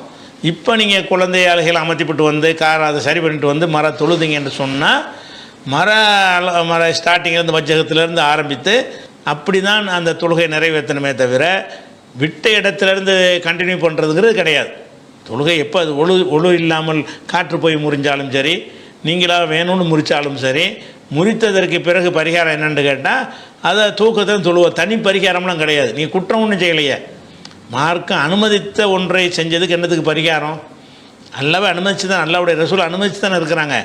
அனுமதித்த ஒரு விஷயத்தை நம்ம செய்வதற்கு பரிகாரம் கிடையாது. ஆனால் என்ன செய்யணும்னு கேட்டால் அதை செய்யணும், அந்த இதை நிறைவேற்றி ஆகணும். அந்த ஒரு விஷயந்தான் அதில் இருக்கிறது. ஜெயினப்புங்கிறவங்க கேட்குறாங்க, அதாவது நாம் யாரை நேசிக்கிறோமோ அவர்களிடம் நான் அல்லாவுக்காக உங்களை நேசிக்கிறேன் என்று கூற வேண்டும் என்று நபி அவர்கள் கூறியுள்ளார்களா? அப்படி ஹதீஸ் இருந்தால் ஒரு ஆண் ஒரு பெண்ணிடத்திலையும் இப்படி கூறலாமா அப்படின்று ஒரு கேட்குறார். அதாவது ஒரு ஆளை நம்ம நேசித்தோம்னு சொன்னால் மனசுக்குள்ளே அதை வச்சுக்கிறக்கூடாது. அவர்கிட்ட போய் உங்களை நான் அல்லாவுக்காக நினச்சி, நம்ம ஃப்ரெண்டுன்னு யாரையும் ஆக்கிறதா இருந்தால், இப்போ கல்யாணம் பண்ணுறாருந்தா ஒரு ஒப்பந்தம் பண்ணி தானே திருமணம்னு ஏற்படுத்தி கொள்கிறோம். அந்த மாதிரி நண்பராக்கி கொள்வதும் ஒரு டிக்ளேர் பண்ணணுமா, அல்ல நமக்குள்ளே இருந்துக்கிறலாமா அப்படின்னு கேட்குறாரு. அப்போ இதுக்கு என்னட்டா ஒரு ஹதீஸ் இருக்குது. முஸ்னத் அகமதுலையும் அபுதாவுதுலையும் வரக்கூடிய ஒரு ஹதீஸ். அனஸ் அறிவிக்கிறாங்க. என்ன சொல்கிறாங்கன்னா, குந்து ஜாலிசன் இந்த ரசூலுல்லாஹி ஸல்லல்லாஹு அலைஹி வஸல்லம், நான் ரசூலுல்லாவோட உட்கார்ந்துருந்தேன். அனசு ரசூலுல்லாவும் இருக்கிறாங்க. இது மர்ற ரஜுலுன், அப்போ ஒரு மனிதர் கடந்து செல்கிறார். நாங்கள் 2 பேர் இருக்கிறோம், ஒரு ஆள் கடந்து போகிறார். அப்போ கால ரஜுலும் மினல் கோமி, அப்போ அனசு ரசூலுல்லா மட்டும் இருக்கல, அந்த கூட்டமே இருந்திருக்கிறாங்க. அந்த கூட்டத்தில் ஒரு மனிதர் கேட்டார்னா என்ன அர்த்தம்? ரசூலுல்லா அனசு ஒரு கூட்டமாக மக்கள்லாம் இருக்கிறாங்க, ரசூலுல்லாவும் இருக்கிறாங்க, அனசும் இருக்கிறாரு. அந்த கூட்டத்தை ஒரு ஆள் கடந்து போகிறார். இது மர்ற ரஜுலுன், ஒரு மனிதர் கடந்து போனார். அப்போ அந்த கூட்டத்திலேருந்து ஒரு ஆள் என்ன செய்கிறார், அந்த கடந்து போகிற மனுஷரை பார்த்து கால ரஜுலும் மினல் கௌமி, அந்த கூட்டத்தில் ஒரு மனிதர் சொன்னார், யாரை சொல்லலாம், அல்லாஹ்வுடைய தூதரே, இன்னில உஹிப்பு ஹாதர் ரஜுல, அந்த கடந்து போகிறார்ல ஒரு ஆள், அவரை நான் நேசிக்கிறேன் அப்படிங்கிறார். ரசூலுல்லாஹ் சொல்கிறார். ரசூலுல்லாஹ் இருக்கிறாங்க, ஒரு ஆள் அப்படி கடந்து போகிறாரு. கூட்டத்தில் இருந்த ஒரு ஆள் என்ன செய்கிறாரு, அந்த மனிதரை பற்றி ரசூலுல்லாஹ் சொல்கிறார், எப்படி, இன்னில உஹிப்பு ஹாதர் ரஜுல, இந்த மனிதரை நான் நேசிக்கிறேன் அப்படின்னு அவர் சொல்கிறார். சொன்ன உடனே ரசூலுல்லாஹ் கேட்குறாங்க, ஹல் ஆலம் தஹு தாலிக்க, இதை நீ அவருக்கு சொன்னியா, தெரிவிச்சியா? நீ நேசிக்கிறேங்கிறீங்களப்பா, நேசிச்சு அவர் தெரியணுமா இல்லையா, தெரிவிச்சியா இல்லையாங்கிறாங்க. அவர் சொல்கிறார், காலடா தெரிவிக்கலாம் இல்லை. அப்போ ரசூலுல்லாஹ் சொல்கிறாங்க, கும் எழுந்து பாலிமு போய் சொல்லிட்டு வா. போய்கிட்டு இருக்கிறார்ல, அவர்கிட்ட போய் உன்னை நான் நேசிக்கிறேன் என்று சொல்லு. அப்போ காம இலை இவர் அவரை கடந்து சென்றார், நெருங்கி சென்றார். யாகாதா இன்னாரே ஒல்லாஹி இன்னில உஹிப்புக்க ஃபில்லா, நான் அல்லாவுக்காக நான் உங்களை நேசிக்கிறேன் அப்படின்ட்டு அது கடந்து போன ஆளை தேடிட்டு போய் விரட்டிக்கிட்டே போய் சொல்லிட்டு வர்றார். இன்னில உஹிப்புக்க ஃபில்லா, நான் அல்லாஹ் விஷயத்தில் உங்களை நேசிக்கிறேன், அல்லாவுக்காக உங்களை நேசிக்கிறேன். அந்த மனிதர் சொன்னார், அஹப்பக் அல்லதி அஹபப் தனி லஹு, யாருக்காக வேண்டி என்னை நீ நேசிக்கிறாயோ அந்த இறைவன் உன்னை நேசிப்பானாக. என்னை அல்லாவுக்காக நேசிக்கிற, அல்லாஹ் உன்னை நேசிப்பானாகன்னு அவர் திருப்பி ரிப்ளை சொன்னார் என்று வருகிறது. அவர் சொன்ன ரிப்ளை நமக்கு மார்க் ஆதாரம் ஆகாது, வணங்குதா? அது அவர் சொன்னது ரசூல்லா கேட்கலை. ஆனால் நமக்கு எது மார்க் ஆதாரம் அதில் வரும்னு கேட்டால், ஒரு ஆளை நேசித்தோம்னு சொன்னால் அவர்கிட்ட தெரிவிக்கணும்னு இருக்குது. இது சரியான ஹதீஸ்னா அறிவிப்பாளர் வகையில் சரியான ஹதீஸு தான். கருத்தடிப்படையில் வச்சாலும் இது ஒரு நல்லது தானே. ஒருவரை நேசித்தல் என்பது கூட ஆயிரக்கணக்கான மக்கள் இருப்பாங்க, அதில் சில பேர் நம்ம நேசிக்கிறோம் என்று சொன்னால் அவருடைய நேசம் நம்ம தெரிவித்தா தானே அவர் நம்மோட அன்பாக இருப்பார். நேசம் ஒரு 2 சைடு வரணும்ல, 2 சைடு இருக்கணுமா இல்லையா? நீங்களாம் ஒரு ஆள் நேசிக்கிறீங்க, அவருக்கு தெரிவிக்கவே இல்லைன்னு சொன்னால் அவர் உங்களை நேசிக்க மாட்டார்ல. அப்போ அந்த ஃப்ரெண்ட்ஷிப்பை நீங்கள் என்ன செய்யணும், சொல்லத்தான் வேணும். சொல்கிறது வந்து அது ஒரு கட்டாயம் கிடையாது, அது ஒரு சுன்னத், அது ஒரு வழிமுறை, சிறந்த வழிமுறை. ரசூல்லா வந்து வலியுறுத்தி சொன்ன ஒரு வழிமுறை. அதனால் வந்து இப்போ அப்படி கேட்குறாங்கல்ல, ஏன்ப்பா நேசிச்சேங்கிறியே நீ அவர்கிட்ட சொல்லிட்டியான்னு கேட்குறாங்க. அப்போ ஹல் ஆலம் தகு தாலிக்கே, அதை அவர்கிட்ட சொல்லிவிட்டாயா? அப்போ நம்ம யாரை பற்றி நேசித்தாலும் நம்ம என்ன செய்யணும், நான் வந்து ஒஹிப்புக்க ஃபில்லா, ஒஹிப்புக்க ஃபில்லாங்கிறது இவராக தான் சொன்னது. ரசூல்லா போய் சொல்லத்தான் சொன்னாங்க, நேசிக்கிறேன்னு சொன்னாங்க. அதுக்கு வந்து அந்த செயல் வடிவம் கொடுத்தவர் அந்த வாசகத்தை அவர் தான் சொல்கிறார். ஒஹிப்புக்க ஃபில்லான்னு இந்த வாசகத்தை சொல்லணும்னு அவசியம் கிடையாது, சும்மா நேசிக்கிறேன்னு கூட சொல்லலாம். நீங்கள் நேசிக்கிறது தெரிவிச்சாயா மட்டும்தான் ரசூல்லா சொன்னது. போய் தெரிவிச்சிரு, அதனால் என்ன செய்யலாம், தெரிவிக்கலாம், அதில் ஒன்றும் தப்பு கிடையாது. இதில் அவர் என்ன கேட்குறார், அப்படி இருக்கும் என்று சொன்னால் ஒரு ஆண் ஒரு பெண்ணை நேசிக்கிறான், பெண்ணிட்ட சொல்லலாமா, பெண் நண்பிகளை வைத்து கொள்ளலாமா அப்படிங்கிற ஒரு விஷயத்தை கேட்குறாரு. இஸ்லாத்தில் வந்து ஆணுக்கு பெண்ணுக்கு ஃப்ரெண்ட்ஷிப்பு கிடையாது. ஃப்ரெண்ட்ஷிப்புங்கிறாங்கல்ல, அது மாதிரி ஃப்ரெண்ட்லாம் கிடையாது. ஆண்கள் பெண்கள்ங்கிறது அவங்களுடைய தேவைகளுக்கு பேசிக்கொள்வதும் ஃப்ரெண்டில் வராது. நமக்கு ஒரு சந்தேகம் கேட்டு ஒருத்தர் பெண் என்கிட்ட வர்றாங்க, கேள்வி கேட்குறாங்கன்னு அவ்வளோதான். கேள்வி கேட்பாங்க, நான் பதில் சொல்லுவேன், அவ்வளோட முடிஞ்சு விட்டது. அல்லது நாம் ஏதோ அவங்கள்ட்ட ஒரு உதவி கேட்குறோமா, அந்த உதவி அவங்க கேட்குறவங்க தர்றாங்களா, அது முடிஞ்சிருச்சு. அல்லது நம்ம விற்கிறோமா, அவங்க வாங்குறாங்களா, அது முடிஞ்சு விட்டது. அப்போ பெண்களோட உள்ள உறவு என்பது என்னவாக இருக்கணும்னு கேட்டால் தேவைக்கானதாக இருக்கணும். அவங்களுடைய சொந்தங்கள் இரத்த பந்தங்களில் தான் என்ன செய்வாங்க, உறவை பேணிக்கொள்ளணும். எந்த ஒரு பெண்ணாக இருந்தாலும் எந்த ஒரு ஆணாக இருந்தாலும் பால் மாற்றம் செய்து நட்பு கிடையாது. நட்பு அப்படி நட்பு வைக்கிறது கிடையாது. என்னத்துக்கு போய்ட்டுருக்கீங்க, அவ்வளோ போய் நேசிக்கிறீங்க, எல்லோரும் நேசிக்கிறமா நேசிக்கிறீங்க. அப்போ நேசிக்கிறேன்னு சொல்வதில் என்ன அர்த்தம்னு கேட்டால் உங்களை ஃப்ரெண்ட் ஆக்கிக்கிறேன்னு அர்த்தம். ஃப்ரெண்ட் ஆக்கிக்கிறேன்னா என்ன அர்த்தம்னு கேட்டால் மற்ற எல்லாரையும் விட நான் உங்களை அதிகமாக நான் விரும்புகிறேன்னு அர்த்தம். எதுக்கு அதிகமாக நீங்கள் விரும்பணும், எல்லாரையும் விரும்புகிற மாதிரி தானே எந்த ஒரு பெண்ணையும் எல்லா பெண்களையும் விரும்புகிற மாதிரி நீங்கள் விரும்புங்க. அதே மாதிரி எந்த ஒரு பெண்ணும் எல்லா ஆண்களையும் விரும்புகிற மாதிரி உங்களை விரும்பட்டும். அவர் இத்தனை ஆயிரம் ஆண்களில் ஒரு ஆளை மட்டும் தேர்ந்தெடுத்து ஒன்று நான் விரும்புகிறேன் அப்படின்னா மேட்ரே வேறையாக போத, அது சரியில்லாமல் வந்துடுது. அது என்ன ஆகும்னு கேட்டால் அப்படி அந்த மாதிரி ஸ்பெஷல் ஒரு கேட்டகரியில் வச்சு நீங்கள் பழகுனீங்க என்று சொன்னால் அந்த நெருக்கம் தவறில் தள்ளிடும். அது ரொம்ப அதிகமாக போய் என்ன செஞ்சிடறேன், எல்லாம் மீறிடும். அதனால் பெண்களோடு ஆண்கள் உறவு கொள்வது குடும்பத்தார்கள் கொள்ளலாம், கணவன் மனைவி கொள்ளலாமே தவிர சொந்த பந்தங்களை தாண்டி வெளியில் உள்ளவர்களுக்கு பெண்களோட நட்பு ஆண்களோட நட்பு என்பது அது இஸ்லாத்தில் கிடையாது, தேவையில்லை. எதுக்கு நட்பு, என்னத்துக்கு? அவங்களோட உறவு இருக்குது, தேவைக்கு உறவு கொள்வது. என்னென்ன விஷயங்கள், ஒரு வியாபாரம் பண்ணுறாரா, பெண்கள் போய் கஸ்டமராக வாங்க போகிறாங்களா, அவங்க வாங்குவாங்க, விற்குவாங்க, விலை கேட்பாங்க, விலை சொல்லுவாங்க, எவ்வளோ விஷயங்கள் பேசுவாங்க. இதெல்லாம் எதுக்கு உரியது, தேவைக்கு உரியது. ஒரு தேவையை நிறைவேற்றுவதற்காக வேண்டி ஆண்கள் பெண்கள் அவங்களுக்கு மத்தியில் கொடுக்கல் வாங்கல் பண்ணுறது, வேலைகள் பண்ணுறது. ஒரு மருத்துவர் இருக்கார், ஒரு பெண் மருத்துவரே இருக்கார், ஒரு ஆண் மருத்துவரே இருக்கார். அதில் போய் என்ன செய்யலாம், பெண் மருத்துவர்கிட்ட ஆண் போய் சிகிச்சை பண்ணலாம், ஆண் மருத்துவர்கிட்ட. இதெல்லாம் நட்பு கிடையாது. அந்த துறையில் இருக்கிறாங்க, அதை நம்ம பயன்படுத்திக்கிறோம். அப்போ பெண் மருத்துவர்கிட்ட ஆண் போகலாம், ஆண் மருத்துவர்கிட்ட பெண் போகலாம்னா எவ்வளோ தான் இருக்கணுது, மருத்துவத்துக்கு நீங்கள் போனதாக இருக்கணுமே தவிர இத்தனை ஆண்களில் நான் உங்களை நேசிக்கிறேன், இத்தனை பெண்களில் உங்களை நேசிக்கிறேன் என்பதாக இருக்கக்கூடாது. எதுக்கு அவங்கள நேசிக்கிறீங்க, அந்த பெண் என்பதற்காகத்தான் நேசிக்கிறீங்க என்றால் அடுத்த வேறையாக போதா இல்லையா? பெண்களோட உங்களுக்கு நட்பு இருக்க தேவையே இல்லை, ஆண்களோடையும் பெண்கள் இருக்க தேவையில்லை. தேவைக்கு உறவு கொள்ளுதல் என்பது அது தவிர்க்க முடியாது. ரசூலுல்லாஹ் காலத்திலையும் இருந்தது, கியாமத் நாள் வரைக்கும் இருக்கும். அது இல்லாமல் வாழ முடியாது. ஒருத்தரை ஒருத்தர் சார்ந்து வாழுதல் என்பதில் எல்லாரும் அடங்குவாங்க.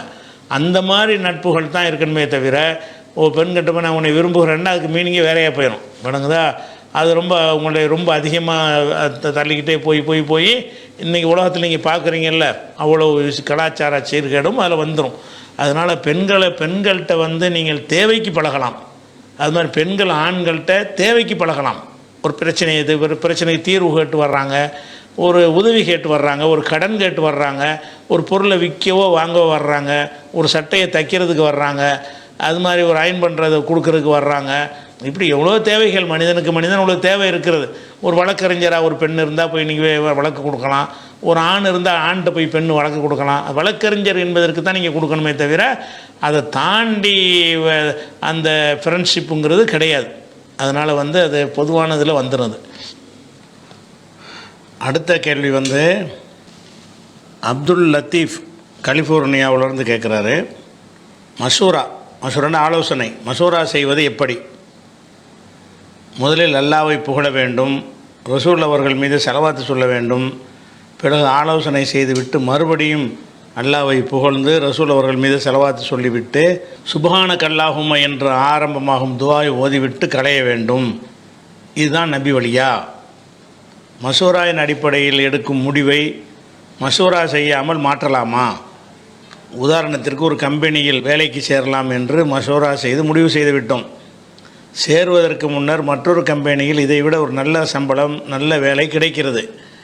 அந்த வேளையில் மஷூரா செய்யாமல் சேரலாமா? இது பழைய மஷூராவின் முடிவை அமுல்படுத்த முடியாமல் போகுமே, எப்படி செய்யலாமான்னு கேட்குறார். அதாவது இஸ்லாத்தில் முக்கியமான பிரச்சனைகள் வந்துச்சுன்னு சொன்னால் நம்ம தன்னிச்சையாக முடிவெடுக்காமல் ஆலோசித்து முடிவெடுக்கணும் என்பது வலியுறுத்தப்பட்டு இருக்கிறது. நபிகள் நாயகம் ஸல்லல்லாஹு அலைஹி வஸல்லம் அவங்க காலத்தில் உள்ள அந்த மக்களை பற்றி அல்லாஹ் சொல்லும் பொழுது அம்ருஹும் ஷூரா பைனஹும், அவங்களுடைய காரியங்கள் அவங்களுக்கு மத்தியில் ஆலோசித்து எடுக்கப்பட்டவையாகவே இருக்கும். காரியங்கள்னால் பொது காரியங்கள். ஒருத்தர் தனிப்பட்ட முறையில் அவருடைய காரியத்துக்கு எல்லாம் கூட்டிலாம் மசூரா பண்ண மாட்டாங்க. பொதுவான விஷயங்கள் சம்பந்தமாக ஏதாவது முடிவெடுக்கிறாண்டா ஷூரா பைனஹும், தமக்கு மத்தியில் ஆலோசித்து தான் எடுப்பார்கள் என்று இருக்கிறது. அதே மாதிரி ரசூலுல்லாஹ்வுக்கு அல்லாஹ் என்ன கட்டளையிடுறான்னு கேட்டால் 3வது சூறாவில் 159வது வசனத்தில் ஓ ஷாவிருஹும் ஃபில் அம்ரி, அந்த மக்களிடத்தில் நீங்கள் கலந்து ஆலோசனை செய்யுங்கள். பல விஷயங்களை முடிவெடுக்கிறதா, ஒரு போருக்கு போகணும்னு முடிவெடுக்கிறதா இருந்தால் தன்னிச்சையாக எடுத்துறாம ரசூல் தான், அல்லாஹ்வுடைய வஹீயுடைய கண்ட்ரோலில் இருக்கிறவங்க தான். இருந்தாலும் உலக ரீதியாக சில முடிவுகளை எடுக்கும் பொழுது அந்த மக்கள்லாம் கூட்டி வச்சு இது இப்படி செய்யலாமா, அப்படி செய்யலாமா, இதுக்கு என்ன செய்யலாம், இந்த கைதிகளை விடுதலை செய்வதா வேணாமாண்டா உடனே மஷூரா பண்ணுவாங்க. மக்காவின் மீது படையெடுத்து செல்வதா வேண்டாமாண்டா உடனே மஷூரா பண்ணுவாங்க. முக்கியமான பிரச்சனைகளில் பொது காரியங்கள் சம்பந்தமாக ஒரு முடிவு எடுக்கும் பொழுது மக்கள் மத்தியில் மஷூரா ஆலோசனை செய்வீராக என்று குர்ஆனில் இருக்குது. அந்த அடிப்படையில் ஆலோசனை செய்வது மார்க்கத்தில் ஒரு வலியுறுத்தப்பட்ட ஒரு விஷயம். பொது காரியங்களுக்கு அந்த மஷூராவுக்கு கூடும் பொழுது அதுக்குன்னு ஏதாவது ஒழுங்குமுறை, மஷூராவுடைய ஆதாபுகள், ஒழுங்குகள் ஏதாவது இருக்குதான்னு கேட்டால் ஒரு ஒழுங்கும் கிடையாது. கூட்டி மஷூரா பண்ண வேண்டியதான். முதல்ல ஹம்து சொல்ல வேண்டும், ஒரு ஸலவாத்து சொல்ல வேண்டும், அப்புறம் அப்படின்லாம் நீங்கள் சிலது சொல்லியிருக்கிறீங்கல்ல. இப்படியெல்லாம் ஒரு ரசூல்லா செஞ்சதாக ஒரு ஆதாரமும் இல்லை. மஷூரா பண்ணுவாங்கன்னா உடனே விஷயத்தை கூடுவாங்க. அது மாதிரி நம்ம பதிலுக்கு போகிறதா, பொதுவாக மக்கள்கிட்ட கருத்தை தான் கேட்பாங்க. மஷூரானா கருத்து கேட்குற, ஆலோசனை கேட்குறது தான். அதனால் மஷூராக்கு என்று எந்த ஒரு ஆதாபு ஒழுங்கெல்லாம் கிடையாது. அதனால் அதுக்கு முடியும் போது சுபானக்கல்லாம்ங்கிறது மஷூராவுக்கு மட்டும் உள்ளதில்லை, எல்லா சபைக்கும் உள்ளது. ஒரு பயான் முடிச்சுட்டு சபையை முடிகிறதுக்கு உள்ள ஒரு துவா என்பது மஷூராவும் ஒரு சபையாக இருந்தால் அதை முடிக்கும் போது சுபானக்கல்லாஹும்ம பிஹம்திகன்னு ஓதுறது இருக்குல்ல, அது மஷூராவுக்கு மட்டும் உரியது கிடையாது. அனைத்து விதமான சபைகளில் இருந்தும் கலையும் போது சுப்ஹானக்கல்லாஹும்ம பிஹம்திகங்கிற துவா ஓதணுங்கிறது அது இருக்கிறது. அது மஷூராவுக்கும் அடங்கும். அப்படி ஒன்றா வச்சுக்கிடலாம். மஷூராக்குன்னு பிரத்யேகமாக ஆரம்பிப்பதற்கோ அது முடிப்பதற்கோ எந்த ஒரு துவாக்களும் கிடையாது. ஒரு விஷயமாச்சு. ரெண்டாவது, மஷூரா செய்துவிட்டு அதை விட ஒரு மேலான விஷயத்துக்கு கிடைக்கும்போது மாற்றலாமான்னு கேட்குறீங்க. அப்போ இதில் வந்து மஷூரா வந்து 2 வகையில் இருக்குது, அதை விளங்கிக்கிறணும். 2 வகை என்னென்னு கேட்டால், நம்ம ஒரு பொதுவான ஒரு காரியம் செய்ய போகிறோம், ஒரு போராட்டம் பண்ண போகிறோம். போராட்டம் பண்ணுவதற்காக வேண்டி எல்லாருமா கூடி வரக்கூடிய ஞாயிற்றுக்கிழமை காலைல 11 மணிக்கு இந்த தலைப்பில் ஒரு அஜெண்டாவை எடுத்து இந்த ஊரில் இத்தனை மணிக்கு நம்ம போராட்டம் நடத்துவோம்னு சொல்லி பல கருத்துக்கள் வந்து அந்த கருத்துக்களை எல்லாம் உள்வாங்கி கொண்டு ஒரு முடிவு எடுத்துடுறோம். இப்படி மஷூரா செஞ்சு முடிவு எடுத்துட்டு கலைஞ்ச உடனே ஞாயிற்றுக்கிழமை போராட்டம் திங்கக்கிழமைக்கு தள்ளி வைப்புன்னு சொல்கிறது ஆகக்கூடாது. மஷூரா என்பது எல்லாரையும் கலந்து நீங்கள் எடுத்த ஒரு முடிவாக இருந்தால், அதை சேஞ்ச் பண்ணுவதாக இருந்தால் அதே எல்லாத்தையும் கலக்கணும். அப்போ எல்லாத்தையும் கலந்து எடுத்தது நீங்கள் நாளைக்கு மாற்றுவீங்கன்னா எதுக்கு மஷூரா பண்ணீங்க? அந்த மஷூரா என்ற முடிவு அனைவருக்கும் பங்கு உள்ள ஒரு முடிவு. அது அவனும் அந்த முடிவை எடுத்திருக்கிறான். அப்படி இருக்கும் பொழுது அதை மாற்றணும் என்று உங்களுக்கு ஒரு மறு கருத்து வரும் என்று சொன்னால் எல்லாரையும் கூட்டி என்ன செய்யணும்? எந்த மட்டத்தில் அந்த கருத்தை வைத்து ஒப்புதல் பெற்றீர்களோ அதே கருத்தை வைத்து என்ன செய்யணும்? அவங்கள்ட்ட கேட்கணும். மாற்றலாமன்ற எதுவுமே மாற்றத்துக்குரியது தான். வகையை தவிர பாக்கி எல்லாம் மாற்றத்துக்குரியது தான். ஆனால் முறைப்படி மாற்றணும்ல. மாற்றத்தான் வேணும்னா மாற்றுங்க, நல்லா மாற்றுங்க. எந்த மாதிரி மாற்றினேன், எந்த மாதிரி எடுத்தீங்களோ அந்த மாதிரி மாற்றுங்க. இது ஒரு வகை மஷூரா. இன்னொரு மஷூரா தனிப்பட்ட நபர் சம்பந்தப்பட்ட விஷயத்துக்கு 10 பேர் ஆலோசனை கேட்பார். இந்த மாதிரி ஒரு மளிகை கடை வைக்கலான்னு இருக்கேன், வைக்கலாமான்னு நீங்கள் சொல்கிறீங்க. உங்கள் பொருள் அது, வேறு எவனுக்கு சம்மந்தமே கிடையாது. நீங்கள் தான் கடை வைக்க போகிறீங்க, கருத்துக்கள் கேட்குறீங்க. 10 பேரை கூட்டி வச்சு என்ன செய்கிறீங்க? இந்த மாதிரி கடை வைக்கலான்னு இருக்கிறேன், மளிகை கடை வைக்கலான்னு இருக்கேன், ஒர்க் அவுட் ஆகுமா என்னன்னு கேட்குறீங்க. எல்லோரும் என்ன செய்கிறாங்களே, நல்லா வரவங்க வைங்க அப்படின்ட்டாங்க. நீங்கள் ஆலோசனை கேட்டு முடிச்சுட்டு போயிட்ட பிறகு இல்லை அந்த இடத்துல மளிகை கடை செட் ஆகாதுன்னு பிறகு உங்களுக்கு தெரியுது, ஜவுளி கடை தான் வச்சா சரியாக வருங்கிறது. ஜவுளி கடை வைக்க போகிறீங்க. இதுக்கு தெரிவிக்க தேவை கிடையாது. ஏன்னுட்டால் இது உங்கள் பர்சனல் விஷயம். இதில் வந்து அடுத்தவங்கள்ட்ட ஆலோசனை கேட்டது வந்து ஒரு ஆலோசனை தான் பெற்றீர்களே தவிர கூட்டு மஷூராங்கிறதுக்கு அங்கே வேலையே கிடையாது. உங்களுடைய நன்மையை நாடி ஒரு கருத்து அறிந்தீர்கள், அவ்வளோதான். அடுத்தவருடைய கருத்தை அறிகிறது தான் இந்த மஷூராவுடைய அர்த்தம். நீங்கள் கடை வைக்கிறதுக்கு இவன் என்ன முடிவு எடுக்கிறதுங்கிறேன். அடுத்தவனுக்கு என்ன பங்கு இருக்குது? உங்கள் முடிவு தானே.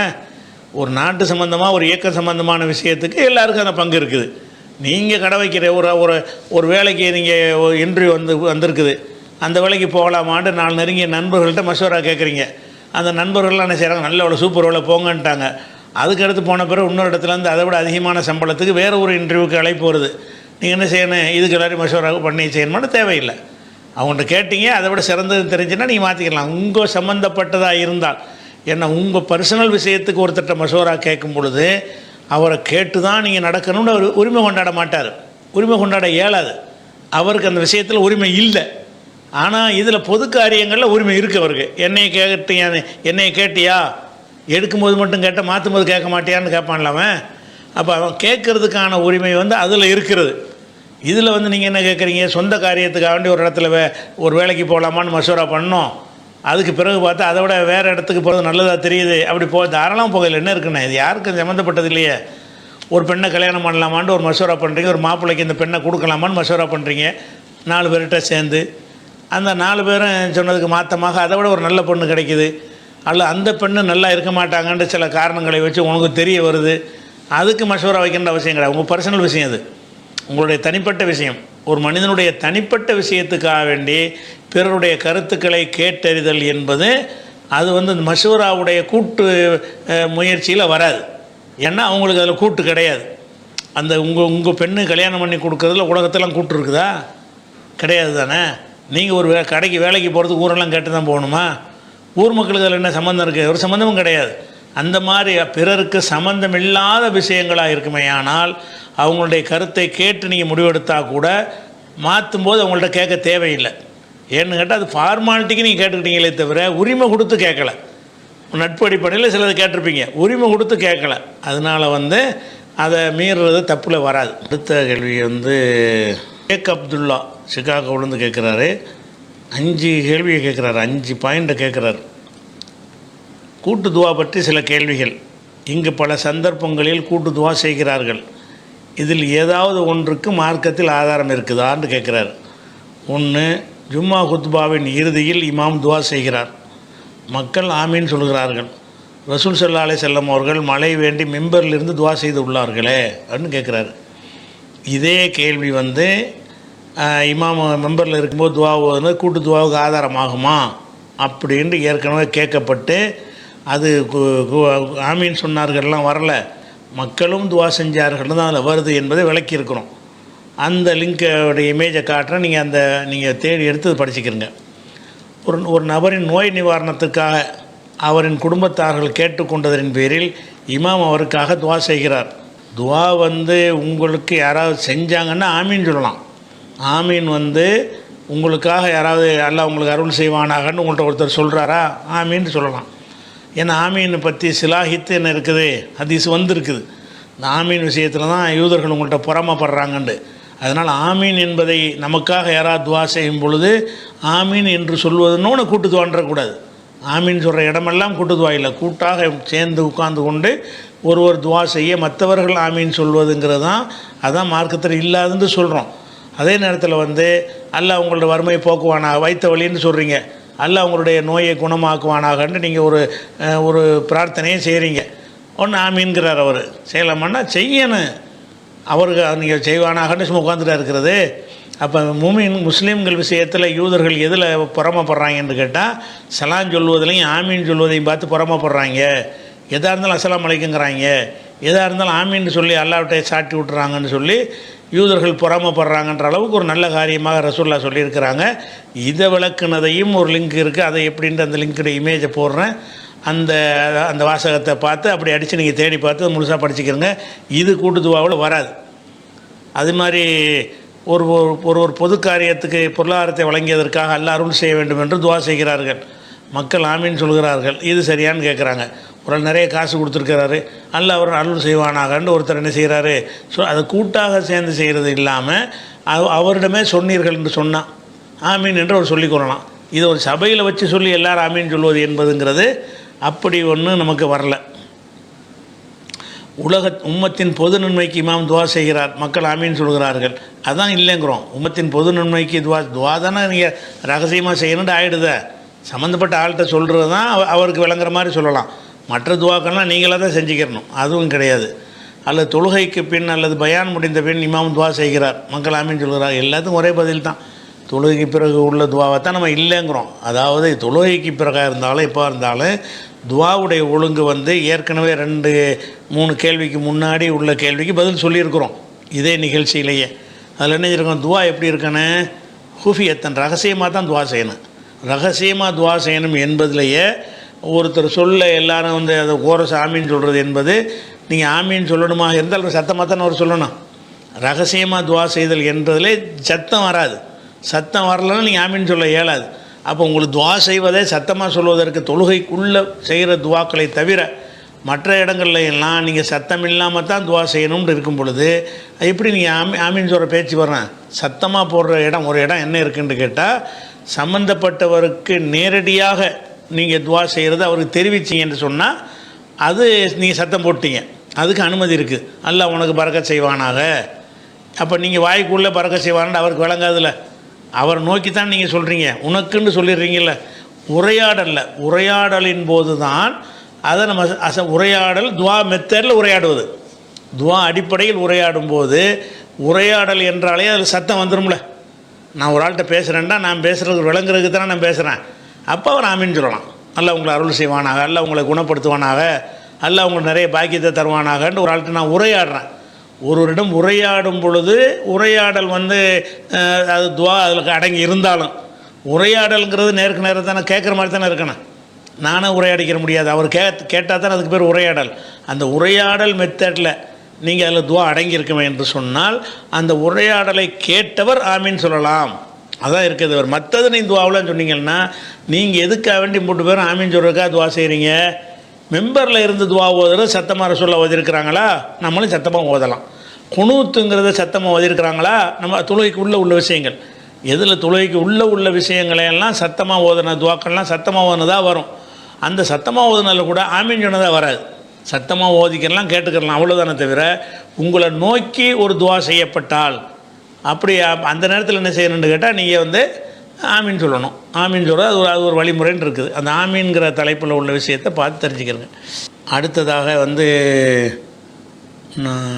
நாஜிமா சிக்காகோவிலேருந்து கேட்குறாங்க, காது மூக்கு குத்தக்கூடாது என்று சொன்னீர்கள். ஏற்கனவே காது மூக்கு குத்தியவர்கள் அதில் நகைகளை போடலாமா, போடாமல் இருக்கலாமான்னு கேட்குறாங்க. அதாவது நான் காது மூக்கு குத்துறதை பொறுத்த வரைக்கும் அது தடை செய்யப்பட்ட ஒரு விஷயம் என்பதை நிறைய ஆதாரங்களை கொண்டு நம்ம சொல்லியிருக்கிறோம். அல்லாஹ்வுடைய இந்த கோலத்தை மாற்றக்கூடாதுன்னு வருது. பெண்கள் அழகுக்காக வேண்டி பல்ல பெருசாக்குறது, சின்னதாக்குறது, அதையெல்லாம் கண்டித்து வருகிறது. இதெல்லாம் ஏற்கனவே வழக்கின விஷயம். அதை வச்சு தான் கேட்குறாங்க. சரி, காது மூக்கு குத்தக்கூடாது, ஏற்கனவே குத்திட்டாங்க, அந்த குத்துனதை வந்து அதில் நகையை போட்டுக்கிறலாமா? போடாமல் நீங்கள் விட்டீங்கன்னா தூந்து போயிடும். அப்படியே தன்னால் வந்து இயற்கையான அமைப்பில் வந்து அது ஜாயிண்ட் ஆயிரும். அல்லாஹ்வுடைய படைப்பில் காயம் வந்தால் ஒன்றா ஒட்டிக்கிறதா இல்லையா? பிளேட்னால் வெட்டினா கூட வெட்டின மாதிரியே இருக்கும். அந்த தழும்பு வேண்டா இருக்குமே தவிர எல்லாம் ஒட்டிக்கிறோம். அல்ல அந்த தோலுக்கு அந்த அமைப்பை கொடுத்துருக்கணும். எந்த இடத்துல தோலை நீங்கள் கீறினாலும் ஓட்ட போட்டாலும் கிழிச்சாலும் அதை கொஞ்ச நாளைக்கு விட்டுட்டிங்கன்னா தன்னால் அப்படி ஒட்டி ஒன்றாயிக்கிறோம். அப்போ காது மூக்கு குத்துனவங்க அதை ஒன்றுமே போடாமல் இருந்தார்கள்னா இயற்கையாகவே ஒன்றா வந்து என்ன செஞ்சிடும், அந்த துவாரம் வந்து மறைஞ்சிரும்.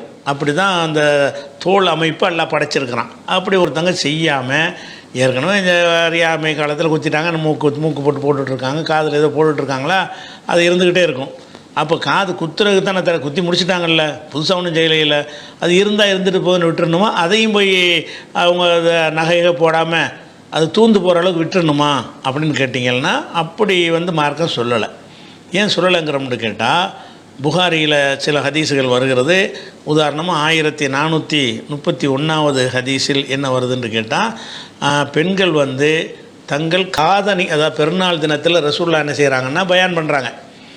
பயான் பண்ணும்போது பெண்கள் பகுதிக்கு கேட்கலை, பெண்கள் பகுதிக்கிட்ட வர்றாங்க. வந்து என்ன செய்கிறாங்கன்னா அவங்களுக்கு ஒரு பயானம் பண்ணுறாங்க.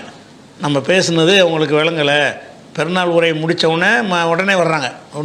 இன்னொரு உரை நிகழ்த்துவதற்காக வந்து பெண்களுக்கு ஒரு பயானம் பண்ணுறாங்க.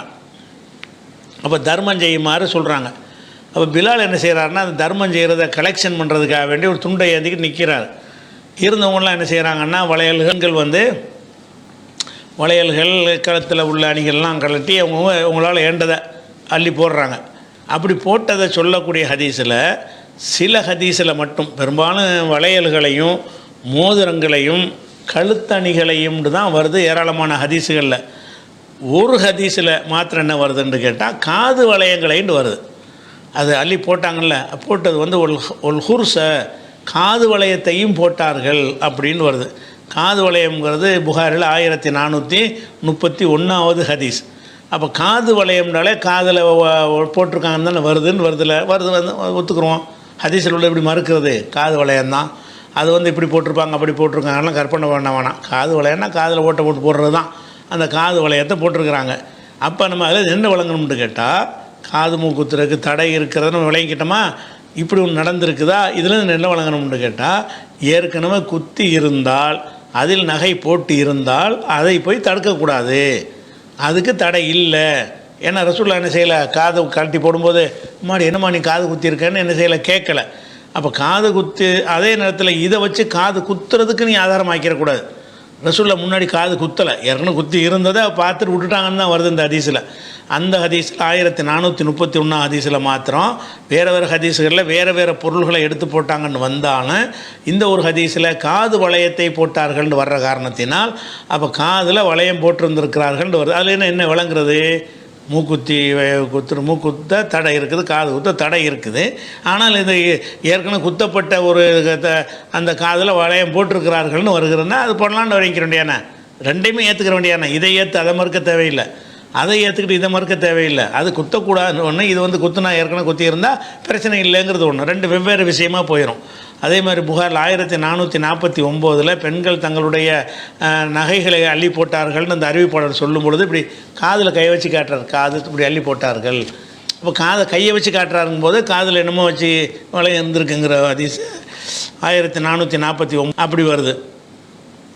இதே மாதிரி காது தொண்டை இஷாரா பண்ணி செஞ்சார்கள்ங்கிற ஒரு ஹதீஸ் வந்து 7325 ஹதீஸ்லையும் இருக்கிறது. அதனால் காது மூக்கை ஏற்கனவே குத்தி இருந்தாங்கன்னு சொன்னால் அதை தூந்து போகுமாறு விடணுங்கிறது கட்டாயம் கிடையாது. சும்மா விட்டால் தன்னால் தூந்து போயிடும். அதுக்காக தான் ஒரு குச்சி மாதிரி எடுத்து கூட சொருவி வச்சுருப்பாங்க. பெண்கள் என்ன செய்வாங்க, நகை போடாத ஆட்களாக இருந்தால் சின்னதாக குச்சி, இந்த பல்லு குத்துற குச்சி மாதிரி வச்சு அதை ஹோட்டல் போட்டு அமைக்க வச்சுருப்பாங்க. ஏன்னு கேட்டால் அது ரெண்டும் ஜாயிண்ட் ஆகிடக்கூடாது, ஒட்டிடக்கூடாதுங்கிறதுக்காக செய்வாங்கன்னு வைங்களேன். நீங்கள் சும்மா விட்டாலே தூந்து போயிடும். அல்லது ஏற்கனவே குத்திட்டிங்களா, நம்ம ஏற்கனவே செஞ்சு விட்டோம், அது பரவாயில்லை இருந்துட்டு போகுது, நகை போடுறதுக்கு தடை வரலையில் உங்களுக்கு, அதனால் அது போட்டிருக்கிறாங்க. இப்போ இந்த ஹதீஸ்லேருந்து என்ன விளங்கலாம்னு கேட்டால், ஏற்கனவே காது மூக்கு குத்தியவர்களாக இருந்து அவங்க அதில் நகை போட்டார்கள்னு சொன்னால் அதை நம்ம குற்றம் சொல்ல முடியாது. ஏன்னா ரசூலுல்லாஹ் கண்ணு முன்னாடி அதை பார்த்து கண்டிக்காமல் இருந்திருக்கிறார்கள் அப்படின்னு நம்ம எடுத்துக்கிற வேண்டியதுதான். அதாவது 4:118 4:119 வசனம் நஜிமாங்கிறவங்க கேட்குறாங்க, எந்த சந்தர்ப்பத்தில் அருளப்பட்டது? இந்த குர்ஆன் வசனம் சம்பந்தமாக நபி அவர்கள் விளக்கம் ஏதேனும் கொடுத்த ஹதீஸ் இருக்குதான்னு கேட்குறாங்க. அதாவது இந்த அவங்க சொல்லக்கூடிய அந்த வசனம் இப்போ ஏற்கனவே இதுக்கு முந்தின கேள்விக்கு இப்போ சொன்னோம்ல, காது மூக்கு குத்துறது, அது குறித்த கருத்துக்கு ஆதாரமாக நம்ம வைக்கக்கூடிய ஒரு வசனம். அதுதான் அவங்க என்ன கேட்குறாங்கன்னு கேட்டால், இந்த வசனத்திற்கு ரசூலுல்லாஹ் ஏதாவது விளக்கம் கொடுத்துருக்குறாங்களா? அந்த வசனம் என்ன சொல்லுதுன்னு கேட்டால், இப்லீஸ் அல்லாஹ்ட்ட சொல்கிறான். என்ன சொல்கிறான்னு கேட்டால், எப்போ சொல்கிறான், ஆதம் அலைஹிஸ்ஸலாத்தை கெடுத்ததுக்கு பிறகு அவனை அல்லாஹ் வெளியேற சொல்கிறான். வெளியேறும்போது அல்லாஹ்ட்ட ஒரு சில உத்தரவாதத்தை கேட்குறான். அவன் என்ன சொல்கிறான்னு கேட்டால், உலில் அன்னஹும், அவர்களை நான் வழிகெடுப்பேன், எனக்கு ஒரு டைம் கொடு, நான் உங்களை வழிகெடுப்பேன். மன்னி என்னகும், அவங்களுக்கு நான் ஆசை வார்த்தை கூறுவேன். ஆமுரன்னகும், நான் சில தீவைன்னு வரல, அது அர்த்தம், அது தீயவைகளை ஏவுவேன். பத்தி குன்ன ஆதானல் அண்ணாமி, அதனால் கால்நடைகளுடைய காதுகளை அவங்க என்ன செய்வாங்க, காதை அறுத்தறுத்து விட்டுருப்பாங்கல்ல, பார்த்துருப்பீங்க, அறுப்பார்கள். ஆமுரன்னகும், மேலும் அவர்களுக்கு நான் கட்டளையிடுவேன். கையிருன்ன ஹல்கல்லா, அல்லாவின் கோலத்தை மாற்றுவார்கள், அல்லாஹ் படைத்த படைப்பின் கோலத்தை மாற்றுவார்கள். கோலத்தை மாற்றுறது என்பதில் தான் அந்த காது குத்துறதெல்லாம் வருதுங்கிறோம். ஒரு கோலத்தில் உன்னை ஆண்டா என்ன பெண்ணுண்டா என்னண்டு அல்லாஹ் எல்லாத்தையும் படைச்சுவிட்டான். நீ 10ங்கிற காதில் ஓட்ட இருக்கணும், நீ ஒன்று உண்டாக்குற, அது அல்லாஹ்வுடைய கோலத்தை மாற்றுற மாதிரி இருக்குன்னு நம்ம சொன்னோம்ல. அந்த கருத்துக்கு இதை நம்ம ஆதாரமாக வைப்போம். அப்போ அவங்க என்ன பார்க்குறாங்கன்னு, இந்த கேள்வி கேட்டவங்க என்ன கேட்குறாங்கன்னு கேட்டால், இது எதற்காக இறங்கியது என்று ஆதாரம் இருக்கிறான்னு கேட்குறாங்க. அதுக்கெல்லாம் ஆதாரம் கிடையாது. இந்த வசனம் இது காது குத்துவதை பற்றி இறங்கியது அல்லது மூக்கு குத்துவதை பற்றி இறங்கியது அப்படின்ற ஹதீஸ் இருக்கான்னா ஹதீஸ்லாம் இல்லை, இருக்குன்னு தேவையும் இல்லை. அந்த வசனத்திலே கருத்து விளங்குமாக இருந்தால் எதுக்காக இறங்கியது நம்ம ஏன் தேடணும்? அதில் அந்த கருத்து குழப்பம் இருந்தால் தான் அந்த அப்படி ஒன்று சில இடங்களில் தேவைப்படும். இதில் பார்த்தோன்னே விளங்குத இப்லீஸ் இதெல்லாம் இப்லீஸ் வேலைன்னு வருது, அவ்வளோதானே. இப்லீஸ் என்ன செய்யறான்னா நம்மளை இந்த மாதிரிலாம் நம்மளை மாற்றிடுவான், கோலத்தையெல்லாம் மாற்ற வச்சுப்படுவான், கோலத்தை மாற்ற வைக்கிறது இப்லீஸ் வேலைன்னு வருதில்ல. அதுலேருந்து ஒரு சட்டத்தை விளங்குறமே தவிர இது குறித்து என்ன செய்யலை, எந்த ஒரு ஹதீஸும் கிடையாது. ஆனால் சில அறிஞர்கள் என்ன செய்கிறாங்கன்னா அவங்க விளக்கமாக கொடுத்துருக்குறாங்க. என்ன கொடுத்துருக்குறாங்கன்னு கேட்டால், உதாரணமாக இது அல்லாஹ்வுடைய படைப்பை கோலத்தை மாற்றுறது என்பது எதை குறிக்கும் என்றால், கால்நடைகளுக்கு அந்த ஆண்மை நீக்கம் செய்வாங்கள்ல, காயடித்தல்னு செய்வாங்கள்ல, அதைத்தான் குறிக்கிறது என்று இப்னு அப்பாஸு, இப்னு உமரு, அனஸு, சாயித் இப்னு முஸையபு, இக்ரிமா, அபு யாது கத்தாதா, அபு சாலிஹு, சௌரி, இவங்களெல்லாம் இந்த கருத்தை சொல்கிறாங்க. அது அவங்க அதுலேருந்து விளங்குறாங்களா அப்படி. அதாவது அல்லாஹ்வுடைய படைப்பின் கோலத்தை மாற்றுவாங்கன்னு கேட்டால், அல்லாஹ் கால்நடைகளை ஆண்மை தன்மையோடு படைச்சிருக்கிறான். நீங்கள் போய் அந்த ஆண்மையை நீக்கம் செய்கிறீங்க, நீக்கம் செய்கிறது தடுக்குதுங்கிறார் இந்த வசனத்தில் இருந்து. இந்த இந்த இந்த சஹாபாக்களும் சில தாபீன்களும் பாய்ச்சனில் இவங்க இந்த கருத்தை சொல்கிறாங்க. அதே மாதிரி ஹசன் பஸரி அவர் என்ன செய்கிறாருன்னு கேட்டால், இது கால்நடைகளுக்கு அந்த அடையாளம் போடுவாங்க. அதை நெருப்புனால் சூடாக்கி ஒரு கம்பியை சூடாக்கி பீன் இப்படி ஒரு தோளில் அடையாளம் போடுவாங்க. வஷ்முண்டு அதுக்கு சொல்கிறது, மூஞ்சில் அடையாளம் போடுவாங்க. நம்ம வீட்டு மாடு தான் கண்டுபிடிக்கிறதுக்காக வேண்டி, ஆயிரக்கணக்கான மாடு இருக்கும் பொழுது அதில் நம்ம மாட்டை கண்டுபிடிக்கிறதுக்காக வேண்டி ஒரு அடையாளத்துக்காக வேண்டி என்ன செய்வாங்க, அது கம்பியை பழுக்க காய்ச்சி அப்படி தோளில் இழுத்துருவாங்க. ஒரு கோடு மாதிரி இருந்துக்கிட்டே இருக்கும். பயங்கர வேதனையாக இருக்குது அந்த மாட்டுக்கு, அது ஒரு விஷயம். அதை ரசூலுல்லாஹ் தனியாகவும் தடுத்துருக்குறாங்க. அதைத்தான் இது குறிக்குது, அல்லாவின் கோலத்தை மாற்றுவது என்பது. அது இதில் என்ன விளங்குதுன்னா ஹதீஸ் இல்லைன்னு விளங்குது. எதுக்கு சொல்கிறேன், இதுக்கு ஆளாளுக்கு ஒரு விளக்கம் சொல்கிறதுல இருந்து இது இந்த விஷயத்துக்கு தான் இறங்குனது என்பதற்கு ஆதாரம் இல்லை. அவங்க விளங்குனது அப்படி சொல்கிறாங்க. அதே மாதிரி இப்னு மசூத் என்ன செய்கிறாருன்னு கேட்டால், இது எதை குறிக்குதுன்னு கேட்டால், அழகுக்காக வேண்டி பெண்கள் செய்யக்கூடிய காரியங்களை தான் குறிக்குது அப்படி இப்னு நம்ம சொல்கிற மாதிரி இப்னு மசூத் என்ன செய்கிறாருன்னு கேட்டால் இது வந்து இந்த விஷயத்தான் குறிக்குதுன்னு அவர் என்ன செய்கிறாரு, இப்னு மசூத் அவர்கள் அப்படி சொல்கிறாங்க. அதே மாதிரி வந்து அதுக்கடுத்து இன்னும் சில பேர் என்ன செய்கிறாங்கன்னு கேட்டால், அல்லாஹ் படைத்த கோலத்தை மாற்றுவார்கள் என்பது, அந்த கோலம் என்பது வந்து அல்லாஹ்வுடைய மார்க்கத்தை மாற்றுவார்கள். ஃபொலையு கையருன்ன ஹல்கல்லான்னு சொன்னால் ஃபொலையு கையருன்ன தீன் அல்லாஹ்வுடைய மார்க்கத்தை மாற்றுவார்கள். இதுக்கு அர்த்தம் மார்க்கத்தில் மாற்றம் செய்கிறாங்கல்ல, அதைத்தான் இது குறிக்குதுன்னு யார் சொல்கிறா?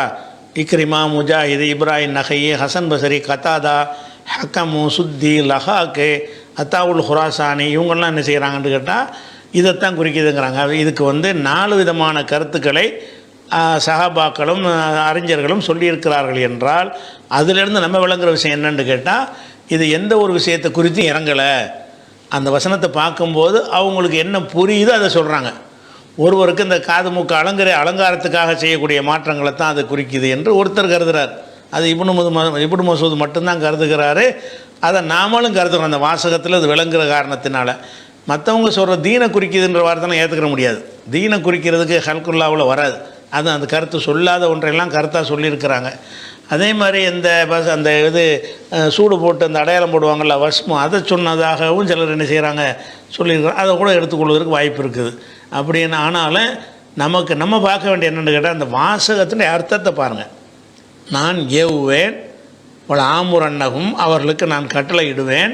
ஃபொலையு கையிருன்ன ஹல்கல்லா, அல்லாஹ் படைத்திருக்கிற அந்த கோலத்தையே இவர்கள் மாற்றுவார்கள். அப்போ அல்லாஹ் படைச்சிருக்கிற ஒரு விதமாக அல்லாஹ் ஒன்றை படைத்திருந்தான்னு சொன்னால் அந்த கோலத்தை மாற்றிடக்கூடாது. மேக்கப் பண்ணுவது, பவுடர் போடுவது, லிப்ஸ்டிக் போடுவது அதில் வராது.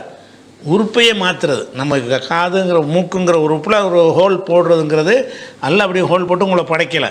தேவைன்னா படைச்சிருப்பான். அவனை அப்படி படைக்காமல் இருக்கும்போது இல்லை நான் ஒரு ஹோல் போட்டு தான் இருக்கணும்னு நினச்சி நம்ம செய்யும் பொழுது அல்லாஹ் படைத்த கோலத்தை மாத்திரோண்டு வருது. இந்த கருத்துக்கு ரிலேட்டிவாக அந்த புகாரில் வரக்கூடிய ஹதீஸை எடுத்து இப்னு மசூத் காட்டுறார். பெண்கள் வந்து என்ன செய்கிறாங்க, அதாவது பச்சை குத்துற பெண்கள், அது மாதிரி வந்து பற்களை வந்து அழகுக்காக சிறிதாக்கி கொள்ளக்கூடிய பெண்கள், அல்லாஹ் படைத்த கோலத்தை மாற்றுகிற பெண்கள்னு ஒரு ஹதீஸில் கண்டித்து வரும் பொழுது அழகுக்காக செய்யக்கூடிய இந்த மாதிரி உடம்பில் செய்யக்கூடிய மாற்றங்களைத்தான் இது குறிக்குதுன்ற அந்த ஹதீஸுக்கு ஏற்பவும் இருக்கிறது. அதனால் இந்த ஹதீஸ் இந்த வசனம் வந்து இதுக்கு தான் இறங்குனுச்சு என்பதற்கு எந்த ஒரு சான்றும் இல்லை. ஆனால் அதை விளங்கி நம்ம புரிஞ்சிக்க வேண்டியதான். ரஹீம் காதர் சிக்காகோவிலேருந்து கேட்குறாரு, இரத்த உறவுகள் அல்லது மிக நெருங்கிய உறவினர்கள் விபத்து அல்லது மரணம் ஏற்பட்டு நாம் அதில் கலந்து கொள்ள முடிவது இல்லை. நாம் அமெரிக்காவில் இருப்பதால் அடுத்த வக்திற்குள் ஜனாசா எடுக்க வேண்டுமென்றால் என்ன செய்வது? இஸ்லாத்தின்படி இதை நாம் கையாள சிறந்த வழி என்னன்னு கேட்குறாரு. என்ன செய்கிறாருன்னா, இந்தியாவில் யாரை இறந்துடுறாங்க, விபத்து மரணம், அப்போ உடனே இங்கே புறப்பட்டு வர முடியுமா? முடியாது. அமெரிக்கா போன்ற நாடுகள்லேருந்து வர்றது ரொம்ப கஷ்டம். வழங்குதா? பயண நேரமே 5 மணி நேரம் 6 மணி நேரம் ஒரு நினைக்கிறேன். அவ்வளோ நேரம் வந்து ரொம்ப அதிகமான நேரங்கள் வந்து பிரயாணம் இருக்கிறது. டிக்கெட்டு கிடைக்கணும், அனுமதி விசா பல விஷயங்கள் இருக்குது.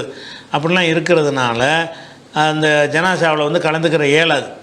அப்போ நம்ம வந்து அந்த அடுத்த வக்துக்குள்ளே ஜனாசா எடுக்க வேண்டும்னு வேறு அதில் போட்டிருக்கிற அப்படி சட்டம் கிடையாது. தேவைப்பட்டு என்ன செய்யலாம், லேட்டாக கூட அடக்கலாம். ஜனாசா வந்து லொஹரில் இறந்தால் அசருக்குள்ளே அடைக்கிறணும்னு யாரோ சொல்லி கொடுத்துருக்காங்க போல இருக்கு அவருக்கு. அதனால் அடுத்த வக்துக்குள்ளே அடைக்கிடுவாங்களே, என்ன செய்கிறதுங்கிறாரு. அடுத்த வக்தில் அடக்கணுங்கிறலாம் கிடையாது. வழங்குதா? தேவைக்காக வேண்டி என்ன செய்யலாம், அடுத்த நாள் கூட அடக்கலாம், தப்பு கிடையாது. அடக்கம் செய்வது வந்து அதிகமான மக்கள் ஒருத்தர் துவாவில் கலந்து கொண்டால் அவங்களுக்கு வந்து அது சொர்க்கம் கடமையாகுங்கிற கருத்துப்பட பல ஹதீஸ் இருக்குது. மக்கள் அதிகமாக கலந்து கொள்வார்கள் என்ற ஒரு எதிர்பார்ப்பு இருந்தால் கொஞ்சம் தாமதமாகவும் என்ன செய்யலாம், அடக்கம் செய்யலாம். ரசூலுல்லாஹ் 3ஆவது நாள் தான் அடக்கம் செய்யப்பட்டாங்க. ஆனால் நம்ம பாடி நாரி போயிடும், அப்படி பண்ண முடியாது. அதே நேரத்தில் வந்து நம்ம நவீன காலத்தில் உள்ள அந்த ஃப்ரீசர் மாதிரியான விஷயங்களில் வைத்து என்ன செய்யலாம்னா பாதுகாக்கலாம். ஒருத்தர் இறந்துட்டார், மகன்லாம் வந்து சேர்ந்தா தான் நல்லா இருக்கேன், என் வாப்பாவுக்கா நானும் ஜனாசா தொழுகை கலந்து கொண்டு ஒரு மகன் விரும்பினாருன்னா தப்பானா தப்பு கிடையாது. அவர் வருவதற்கான ஒரு நாள் அடுத்த நாள் கூட அடக்கம் செய்யலாம். அடுத்த வக்துக்குள்ளே அடக்கணும் என்ற எந்த சட்டமும் மார்க்கத்தில் கிடையாது. ஆனால் தூக்கிட்டால் வேகமாக கொண்டு போங்கன்னு இருக்குது. அதை வந்து இப்படி தப்பாக விளங்கிடுவாங்க. ஜனாதாவை தூக்கி விட்டீர்கள் என்று சொன்னால் விரைந்து கொண்டு செல்லுங்கள். அந்த விரைந்து கொண்டு செல்லுங்கள்ங்கிற வச்சுக்கிட்டு விரைந்து அடக்குங்கள்னு புரிஞ்சுக்கிட்டாங்க. அந்த கருத்தில் ஹதீஸே கிடையாது. உடனே அடக்கணும்ல ஹதீஸே கிடையவே கிடையாது. ஒரு நாள் தள்ளியெல்லாம் கூட நிறைய பேர் சகாபாக்கள் அடக்கப்பட்டிருக்காங்க. இன்றைக்கி செத்து நாளைக்கு அடக்கின சம்பவங்கள்லாம் இருக்கிறது.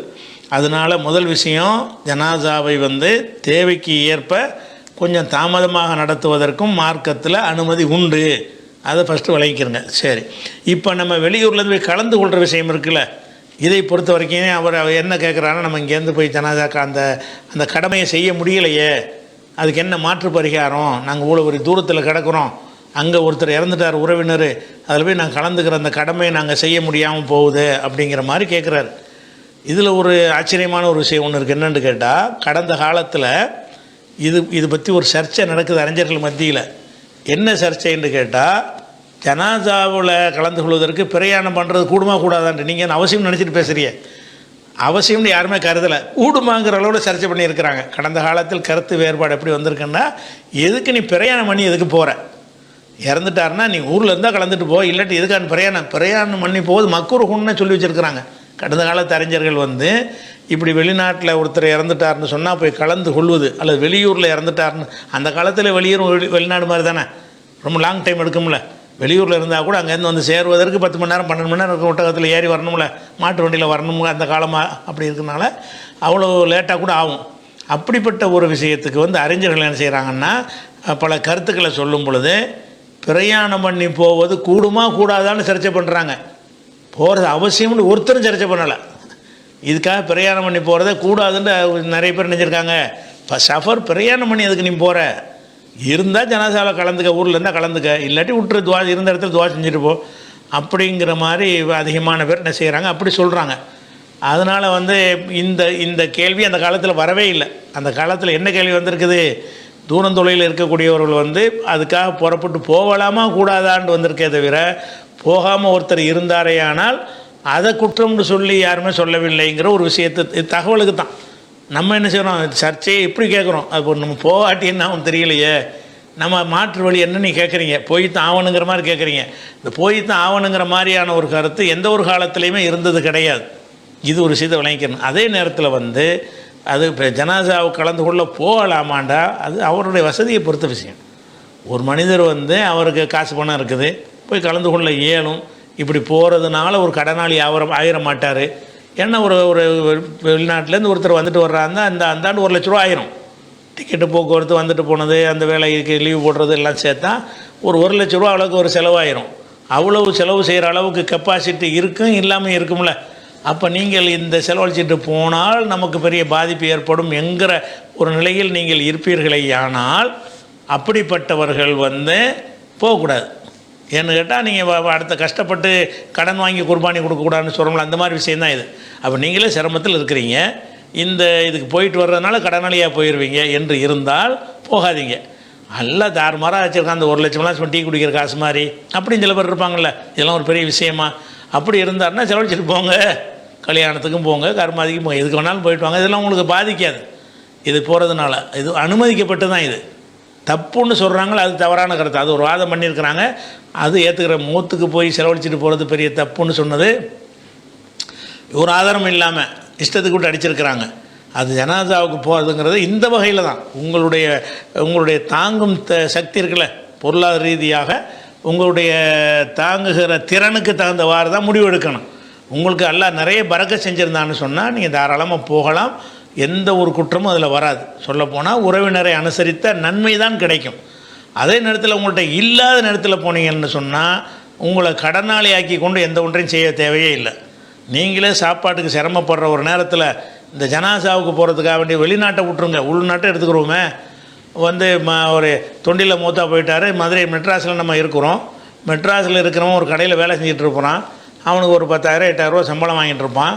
இந்த ஒரு தொண்டிக்கு போயிட்டு வர்றாருந்தா டிக்கெட்டு 2,000 ரூபாங்கிறாங்க. உங்களுக்கு போனால் 4,000 ரூபா காலியாக போயிடும், அவனுக்கு ஒருத்தன் சம்பளமும் போயிடும். அப்படிப்பட்ட ஒருத்தனாக இருப்பானே ஆனால் இந்த சம்பளம் அவனுடைய வாழ்வாதாரத்துக்கு ரொம்ப தேவையானதாக இருக்குமே. ஆனால் இருந்த இடத்துல துவா செய்ய வேண்டியதானே, அவர் போகாமல் கூட இருக்கலாம். அதெல்லாம் ரொம்ப இதெல்லாம் பெரிய காசு இல்லை, நம்ம மேக்கப் பண்ணிட முடியும், நமக்கு சமாளிக்க இயலும்னு சொன்னால் உறவை அனுசரிக்கிறதுக்கு போங்க. அப்போ இதெல்லாமே என்னென்னு கேட்டால் அவங்களுடைய பொருளாதார வசதிக்கு தக்கவாறு எடுக்கிற ஒரு முடிவு தானே தவிர மார்க்கப்படி உங்களுக்கு அதில் போகிறதுக்கு எந்த ஒரு தடையும் கிடையாது, போய்த்தான் ஆகணுங்கிற ஒரு கட்டாயமும் கிடையாது. அதில் இங்கணும்.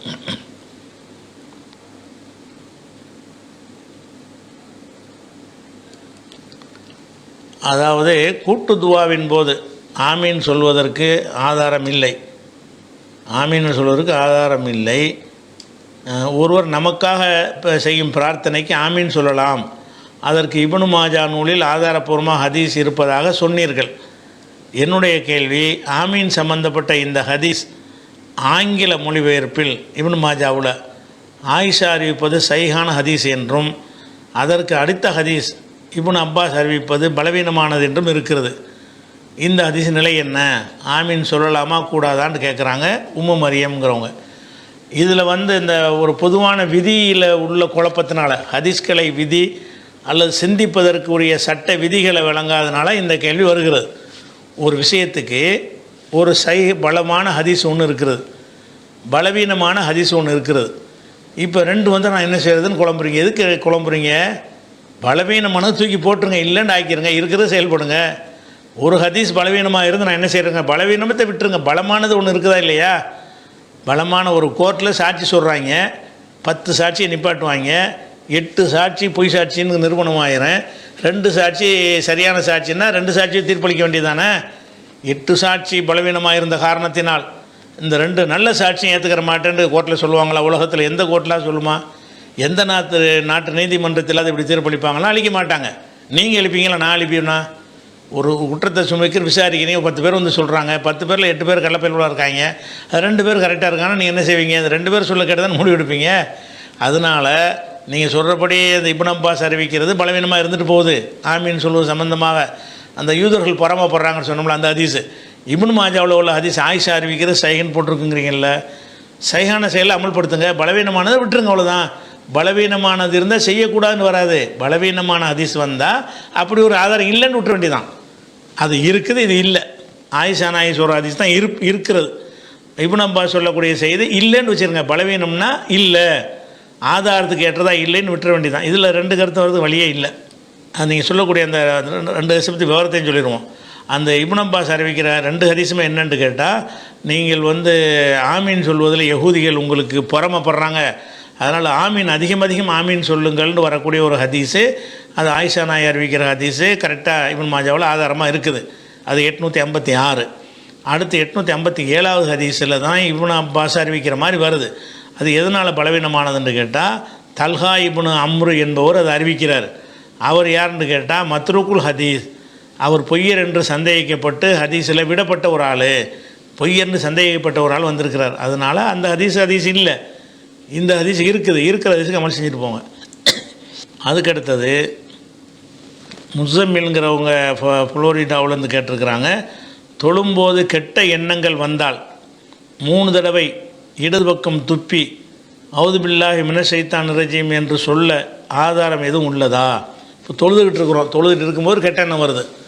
கெட்ட எண்ணம் பல விதமான எண்ணங்கள், ஊசலாட்டங்கள் வருது, அப்படியே சிந்தனை எங்கேயோ போகிறது, பல மாதிரி வருதுன்னு வைங்களேன். அந்த மாதிரி வந்துச்சுன்னு சொன்னால் அவுது பில்லாஹி மினஷ் ஷைத்தானிர் ரஜீம் என்று சொல்லி இடது பக்கம் ஒரு 3 தடவை துப்பி கொள்ளணும்னு ஒரு சொட்டத்தை யாராவது சொல்லியிருப்பாங்க போல இருக்குது. அதுக்கு ஏதாவது ஆதாரம் இருக்குதா அப்படின்னு கேட்குறாங்க. ஆதாரம் இருக்குதான்னு கேட்டால் அதுக்கு ஆதாரம் இருக்குது. முஸ்லீமில் ஒரு ஹதீஸ் வருது. என்ன ஹதீஸ் வருதுன்னா, உஸ்மான் இப்னு அபில்லாஸ் அவர் ரசூலுல்லாஹ்ட்ட கேட்குறார், யாரை சொல்லலாம், இன்ன ஷைத்தான கது ஹால பைனி ஓ பைன சலாத்தி, ஷைத்தான் என் தொழுகையில் குழப்பத்தை ஏற்படுத்துகிறான், ஓ கிராத்தி, என்னுடைய கிராத்தில் குழப்பத்தை ஏற்படுத்துகிறான். ஓதிக்கிட்டு இருக்கும்போதே இந்த வசனத்துக்கு அடுத்த வசனம் மாறி வருது, குழம்பு தடுமாற்றம் ஏற்படுது. எனது தொழுகையிலையும் ஒரு ஷைத்தான் குழப்பத்தை ஏற்படுத்துகிறான். ஓ கிராத்தி, என்னுடைய கிராத்திலையும் ஓதுதலையும் குழப்பம், எல்பிசு அலைய, என் மீது ஒரு குழப்பத்தை ஏற்படுத்தி விடுகிறான், நான் என்ன செய்கிறதுன்னு கேட்குறாங்க. அப்போ ரசூலுல்லாஹ் சொல்கிறாங்க, தாக்க ஷைத்தானும் யுகால் லஹு ஹன்சப், அந்த வேலையை செய்கிற ஷைத்தானுக்கு பேர் ஹன்சப். ஷைத்தான்கள் பல வகை இருக்கிறாங்க. தொழுகையில் போய் நுழைஞ்சி நம்ம எண்ணத்தை கெடுக்கிறதுக்குண்டு அதுக்கு ஒருத்தர் நியமிக்கப்பட்டிருக்கான் போல இருக்குது ஷைத்தான்களால். அந்த ஷைத்தானுக்கு பேர் ஹன்சப்பு. தாக்க ஷைத்தானும் யுகால் லஹு ஹன்சப், ஹன்சப் என்று சொல்லக்கூடிய ஷைத்தான் தான் இதை செய்கிறான் என்று சொல்லிவிட்டு, ஃபைதா அஹ்ஸஸ்தஹு, இந்த நிலையை நீங்கள் உணர்ந்தால், தொழுகையில் குழப்பம் ஏற்படுவதை நீங்கள் உணர்ந்தால், அல்லது ஓதுவதில் ஒரு தடுமாற்றம் வருவதை உணர்ந்தால், ஃபத் அவ்வது பில்லாஹி மின்ஹு, அவனிடமிருந்து அல்லாவிடம் பாதுகாப்பு தேடுங்கள். அது அவுது பில்லாங்கிறது. அவனிடமிருந்து அல்லாவிடம் பாதுகாப்பு தேடுவது தான் அவுது பில்லாஹி மினஷ் ஷைத்தானிர் ரஜீம்னு சொல்கிறோம்ல. ஷைத்தானை விட்டும் அல்லாவிடத்தில் நான் பாதுகாப்பு தேடுகிறேன் அப்படின்னு அதைத்தான் சொல்கிறாங்க. இப்போ இது அஹ்சஸ்தவு, அப்படிப்பட்ட ஒரு நிலையை நீங்கள் உணர்ந்தீர்களேயானால் ஃபதவ்வது பில்லாஹி மின்ஹு, அவனிடமிருந்து அல்லாவிடத்தில் பாதுகாப்பு தேடிக்கொள்ளுங்கள். ஒன்று. ரெண்டாவது, ஒத்ஃபில் அலா எஷாரிக்க சலாதன், ஒரு இடது பக்கம் 3 தடவை துப்பிடுங்க. அப்படி என்ன வந்துச்சுன்னா தூண்டு இடது பக்கம் துப்பிட்டு, துப்புன காரி துப்பி அந்த இதெல்லாம் வீணாக்கிடக்கூடாது, சும்மா ஃபார்மாலிட்டி துப்புறது தான். அது மாதிரி துப்பி விட்டு அவுது பில்லாஹி மினஷ் ஷைத்தானிர் ரஜீம் என்று சொல்லிங்க அப்படின்னோன்னு அவர் சொல்கிறார். உஸ்மான்கிற கேள்வி கேட்டவர் சொல்கிறாரு, ஃபால்து தாலிக்க, நான் இதே மாதிரி செய்ய ஆரம்பித்தேன், ஃபதுஹபஹுல்லாஹு அன்னி, அல்லாஹ் என்னை விட்டு அதை நீக்கிட்டேன், அதுக்கப்புறம் வர்றது கிடையாது. இந்த மாதிரி சொல்ல ஆரம்பித்த உடனே தொழுகும் போதும் ஓதும் போதும் வரக்கூடிய குழப்பங்கள் எல்லாமே எனக்கு தீர்ந்துருச்சு. அனுபவ ரீதியாகவும் அதை என்ன செய்கிறாரு சொல்கிறார். அப்போ அனுபவ ரீதியாக தீருங்க அல்லாவுடைய அருளை கொண்டு உள்ளது. அப்படி இருந்தாலும் இதை சொல்லணும். ஷைத்தான் நம்மகிட்ட குறிக்கிற குழப்பமாக ஓதுமே என்ன செய்யுது, அல்ஹம்து சொல்லிகிட்டு இருக்கும்போது அல்ஹம்தே வரமாட்டேங்குது. அவ்வளோ பரிச்சயமான ஒரு சூறாவாக இருந்தாலும் அதுலேயே குழப்பம் ஏற்படக்கூடிய நிலை வந்துச்சுன்னு சொன்னால் ஷைத்தான் நம்மளை விளையாடுறான்னு விளையாக்கிறேன்னு டக்கு நிறுத்தி அவுது பில்லாஹி மினஷ் ஷைத்தானிர் ரஜீம்னு தொழுகைக்குள்ளே நின்று கொண்டே சொல்லி இடது பக்கம் துப்பிடுறது ஒரு சுன்னத்து. இது முஸ்லீமில் வரக்கூடிய ஒரு ஹதீஸு இருக்குது. இன்னும் நிறைய நூலில் வருது, ஒன்று போதும். அடுத்து ஜசீமாங்கிறவங்க என்ன கேட்குறாங்கன்னு கேட்டால், இந்தியானாவிலேருந்து கேட்குறாங்க. ஜனாசா தொழுகை முடிக்கும்போது 2 சலாம் கொடுக்க வேண்டும் என்று ஹதீஸில் உள்ளது. ஆனால் மக்காவில் ஜனாசா தொழுகை 1 சலாமுடன் நடத்தப்படுகிறது. அதை பின்தொடர்ந்து தொழலாமா? 2 கேள்வி. ஒன்று, பின்தொடர்ந்து தொழலாமாங்கிறது ஒன்று, இதில் எது சரிங்கிறது ஒன்று. 2 சலாமுக்கு என்ன ஆதாரம் விளைக்கணும். தபுரானியுடைய கபீரில் இருக்கிறது. சில காரியங்களை ரசூலுல்லாஹ் செஞ்சு வந்தார்கள், மக்கள் அதை விட்டுட்டார்கள் அப்படின்னு இப்னு மசூத் அறிவிக்கிறார். சொல்கிறாரு, ஹிலாலுன் கான ரசூலுல்லாஹி ஸல்லல்லாஹு அலைஹி வஸல்லம் எஃபாலு ஹுன்ன, அல்லாஹ்வுடைய தூதர் சில காரியங்களை செய்து வந்தார்கள், தரக்க ஹுன்னன் நாசு, மக்கள் அதை விட்டுட்டாங்க. அதில் ஒரு விஷயம் எஹ்தா ஹுன்ன, அதில் ஒரு விஷயம் என்ன என்று கேட்டால், தஸ்லீமுல் இமாமி ஃபில் ஜனாசத்தி, ஜனாசாவில் இமாம் சலாம் கொடுப்பது மிஸ்ல தஸ்லீமத்தி பிசலாத்தி, மற்ற தொழுகையில் சலாம் கொடுப்பது போல சலாம் கொடுப்பதை விட்டுட்டாங்க. மற்ற தொழுகையில் எத்தனை சலாம் 2 தானே, அதை மக்கள் விட்டு அப்போ ஒரு சலாம் ஆக்கிட்டாங்கன்னு விளங்குது. அப்போ ரசூலுல்லாஹ் செஞ்சு வந்ததை மக்கள் விட்டு விட்டார்கள்னு சொல்லிட்டு பல காரியம் இருக்கிறது. அதில் ஒரு காரியம் என்னவென்று சொன்னால், இஹதாஹுன்ன, நபி செஞ்சு மக்கள் விட்ட காரியங்களில் 1வது காரியம் தஸ்லீமுல் இமாமி ஃபில் ஜனாசத்தி, ஜனாசாவில் இமாம் சலாம் கொடுப்பது மிஸ்ல தஸ்லீமிஹி ஃபி சலாத்தி, மற்ற தொழுகையில் சலாம் கொடுக்கறது போல இமாம் சலாம் கொடுத்தல். இது ரசூலுல்லாஹ் காலத்தில் இருந்துச்சு, விட்டுட்டாங்க. மற்ற தொழுகைகளுக்கும் ஜனாசாவுக்கும் சலாம் கொடுக்கறதுல வேறுபாடு இல்லை. மற்ற தொழுகை எத்தனை சலாம் கொடுக்குறீங்க? 2 தானே கொடுக்குறீங்க. எல்லா தொழுகையிலும் 2 சலாம் தானே கொடுக்குறீங்க. அப்போ அதே மாதிரி தான் இதுலேயும் செய்யணும்னு தபுரானுடைய கபீரில் இருக்கிறது. அதே மாதிரி மற்ற தொழுகையில் என்ன செஞ்சாங்கங்கிறது கூட ஹதீஸில் இருக்குது. கானையு சல்லிமன் யமீனிகி, மற்ற தொழுகையில் ரசூலுல்லாஹ் வலது பக்கம் சலாம் கொடுப்பார்கள், அஸ்ஸலாமு அலைக்கும் வரஹ்மத்துல்லாஹின்னு சொல்லி, வான் யசாரி இடது பக்கம் கொடுப்பார்கள் இருக்கிறது. அந்த விட்டாங்க. அதே நேரத்தில் ஒரு சலாம் கொடுக்கறதை பற்றி சொல்லக்கூடிய ஹதீஸும் இருக்கிறது. எப்படி இருக்குன்னு கேட்டால், அபூ ஹுரைரா அறிவிக்கிறாங்க, அன்ன ரசூலுல்லாஹி ஸல்லல்லாஹு அலைஹி வஸல்லம் ஸல்லா அலா ஜனாசத்தின், ரசூலுல்லாஹ் ஒரு ஜனாசாவுக்கு தொழுகை நடத்தினார்கள். இப்போ கப்பர் அலைஹா அர்பான், அதில் 4 தக்பீரை சொன்னார்கள். சொல்லிட்டு வசல்லம சலாம் கொடுத்தார்கள், தஸ்லீமத்தன் ஒரு சலாம் கொடுத்தார்கள், தஸ்லீமத்துல் வாஹிதத்து ஒரு சலாம் கொடுத்துட்டு இன்னொருக்கா ஒரு சலாம்ங்கிறார். ஒரு சலாம் தான் நல்ல ஜனாசா தொழுகைக்கு ஒரு சலாம் தான் கொடுத்தார்கள். அப்போ ரசூலுல்லாவே ஒரு தொழுகை நடத்தி இருக்கிறாங்க. அந்த ஜனாசா தொழுகையில் 4 தக்பீர் சொன்னாங்க. அதில் சலாம் கொடுக்கும்போது ஒரு சலாம் தான் கொடுத்தார்கள்ன்ற இந்த ஒரு ஹதீஸ் இருக்கிறது. இந்த ஹதீஸு பலவீனமான ஹதீஸாக இருக்கிறது. ஏன் ஹதீஸு பலவீனம்னு சொல்கிறோம்னு கேட்டால், இதை அறிவிக்கிற ஒருவர் யாருன்னு கேட்டால் அப்துல்லாஹ் என்பவர் அறிவிக்கிறார். யார் வழியாக அறிவிக்கிறார்னு கேட்டால் அவங்க வாப்பா கன்னாம் என்பவர் வழியாக அறிவிக்கிறார். அவர் பலவீனமான ஒரு ஆள். அந்த கன்னாம் யார் வழியாக அறிவிக்கிறார்னு கேட்டால் அவங்க வாப்பா ஹப்ஸ் வழியாக அறிவிக்கிறார். அவரும் பலவீனமான ஆள். இந்த அப்துல்லா என்பது வாப்பாட்டிருந்து அறிவிக்கிறார், வாப்பா அவருடைய வாப்பாட்டிருந்து அறிவிக்கிறார்னு இதில் வருகிறது. இவருடைய வாப்பாவும் அந்த வாப்பாவுக்கு வாப்பான்னு சொல்லக்கூடிய ஆட்களும் பலவீனமான ஆட்கள் என்ற ஒரு காரணத்தினால் இந்த ஹதீஸை எல்லாருமே பலவீனம்னு ஒத்துக்கிட்ட ஒரு ஹதீஸ். ஹாக்கிமில் வருது ஒரு ஹதீஸ். அடுத்தது வந்து இன்னும் ஒரு ஹதீஸ் இருக்குது. என்ன ஹதீஸ் இருக்குன்னு கேட்டால், அதாவது இந்த ஹதீஸில் அந்த ஒரு சலாமுக்கு உள்ள ஹதீஸ் எப்படி வருதுன்னு கேட்டால், ஹாக்கிமில் வரக்கூடிய ஒரு பெரிய ஒரு ஹதீஸ். அதில் என்ன ஜுஹ்ரிங்கிறவர் அறிவிக்கிறார். என்ன அறிவிக்கிறார்னு கேட்டால், அபூ உமாமா என்பவர் நமக்கு அறிவித்தார். இவர் யார் என்று கேட்டால், ஓ கானமின் குபராயில் அன்சாரி ஓ உலமாயிகம். இது அன்சார்களிலே ஒரு பெரிய மூத்தவராகவும் அவங்களில் உள்ள உலமாக்களில் ஒருவராகவும் இருந்தார். அபுனா இல்லதீன ஷஹிது பத்ரன் மா ரசூலுல்லாஹி ஸல்லல்லாஹு அலைஹி வஸல்லம், ரசூலுல்லாவோடு பத்ரில் கலந்து கொண்டார்களே அந்த மாதிரியான ஆட்களுடைய பிள்ளையாகவும் இருந்தார் இவர். அபூ உமாமா அவரை பற்றி புகழ்ந்து இப்படி வருகிறது.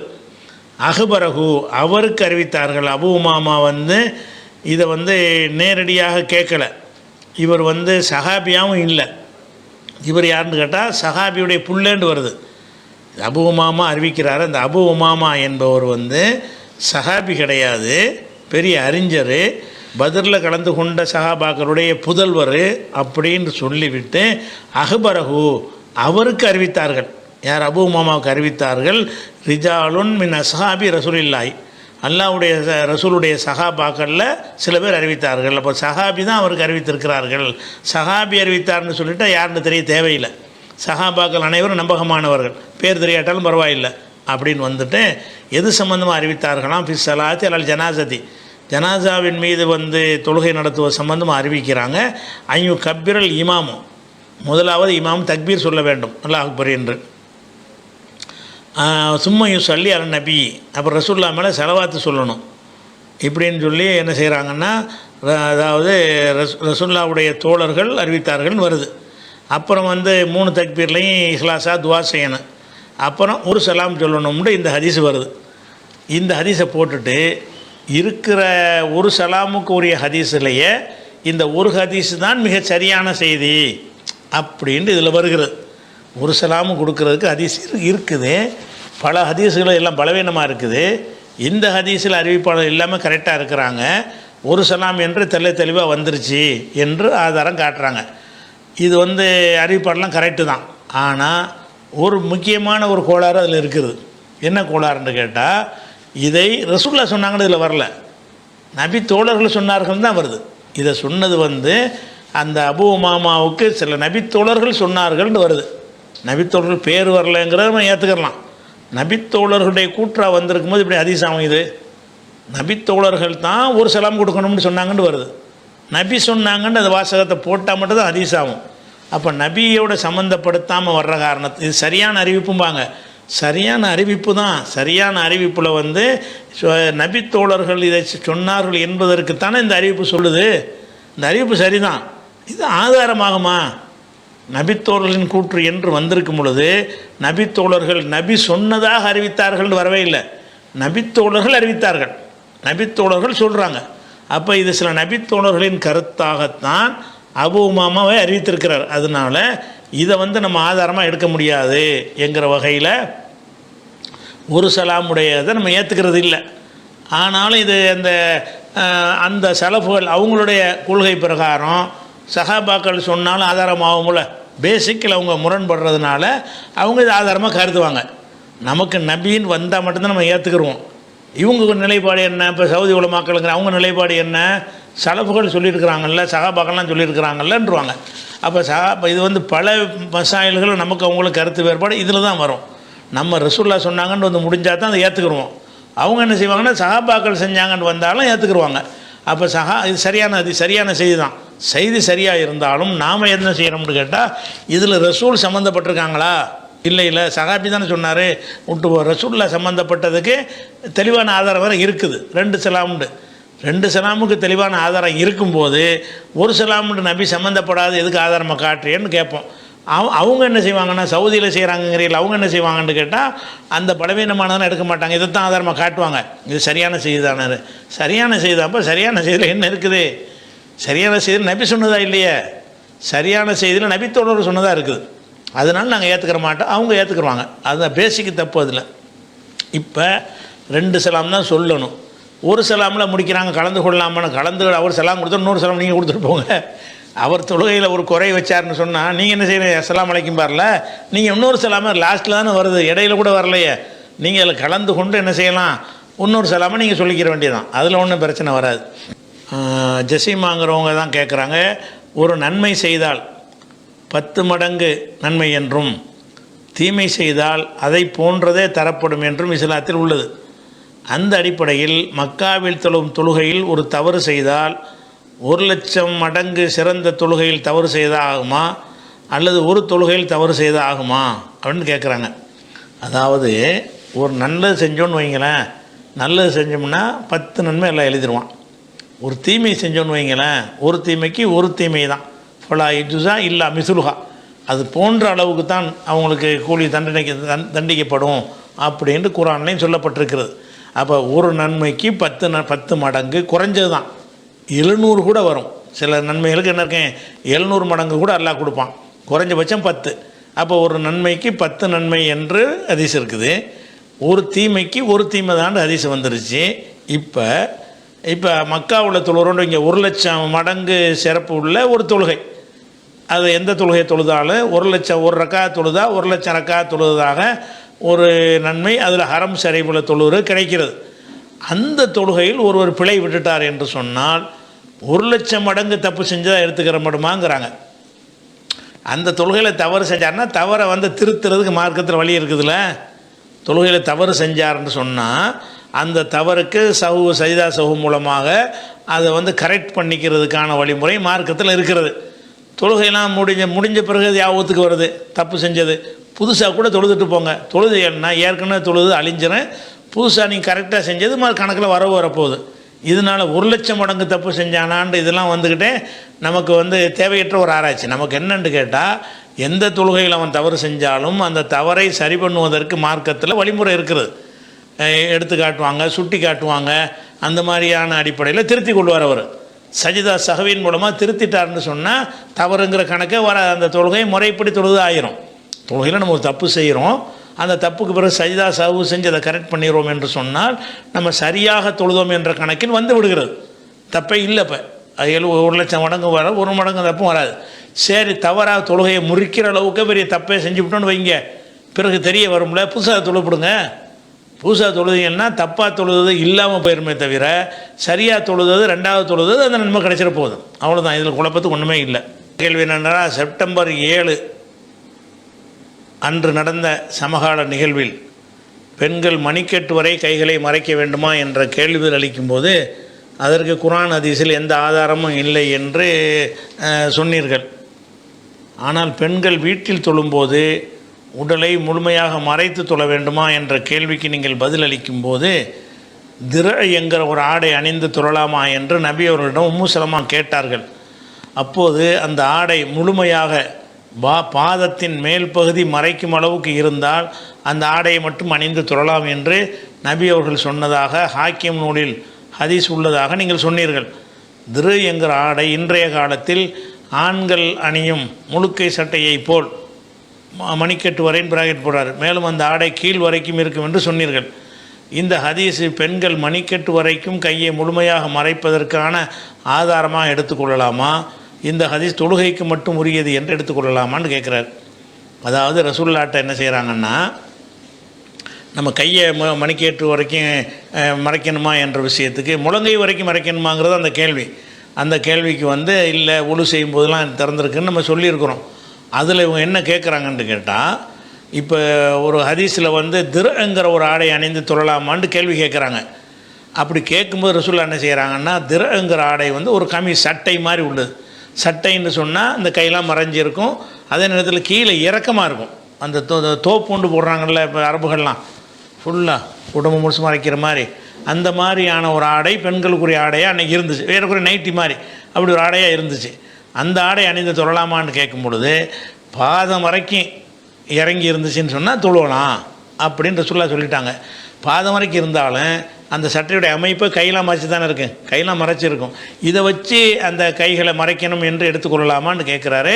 அப்படி எடுத்துக்கொள்ள இயலாது. ஏன் இயலாதுன்னு கேட்டால், அந்த ஹதீஸில் பெண்கள் ஆடையை பொதுவாக அணியலாமா என்பது பற்றி கேட்கப்படலை. எதை பற்றி கேட்கப்படுதுன்னு கேட்டால், தொழுகும்போது இதை எப்படி அணிஞ்சு தொழ இது போதுமானு கேட்குறாங்க. தொழுகைன்னு வருது. அது சல்லில் மறு அத்து ஃபி திரைன் வஹிமாரின், ஒரு தலையில் ஒரு முக்காடும் உடம்புல இந்த திருங்கிற ஆடையும் போட்டு ஒரு பெண் தொழ முடியுமா? லைஸ் அலைஹா இசாருன், இசார்னு தனியாக வேஷ்டின்னு ஒன்று தனியாக இல்லாமல் அந்த ஒரு ஆடையே வேஷ்டியாகவும் மேலாடையாகவும் இருக்கிற மாதிரி அணிந்து தொழலாமான்னு கேட்கும்போது ரசூலுல்லாஹ் சொல்கிறாங்க, இதாக்கான திருவு சாபிகன், என்கிற ஒரு ஆடை சாபிகன் யுகத்தி லுஹுர கதமைஹா, பாதத்தினுடைய மேல் பகுதியையும் மூடக்கூடிய வகையில் இரக்கமாக இருக்கும் என்று சொன்னால் கூடும்ட்டாங்க. இது தொழுகைக்கு கேட்கப்பட்ட கேள்வி. தொழுகைக்கு கேட்கும்போது என்ன செய்யலாம், நம்ம இந்த மாதிரி மறைச்சி தான் தொழுது கொள்ள வேண்டும்னு எடுக்கலாமே தவிர உள்ள கேள்வி கிடையாது. இன்ஷா அல்லாஹ் மீதி உள்ள கேள்விகள் இன்ஷா அல்லாஹ் நம்ம அடுத்தடுத்த வாரத்தில் பார்ப்போம்.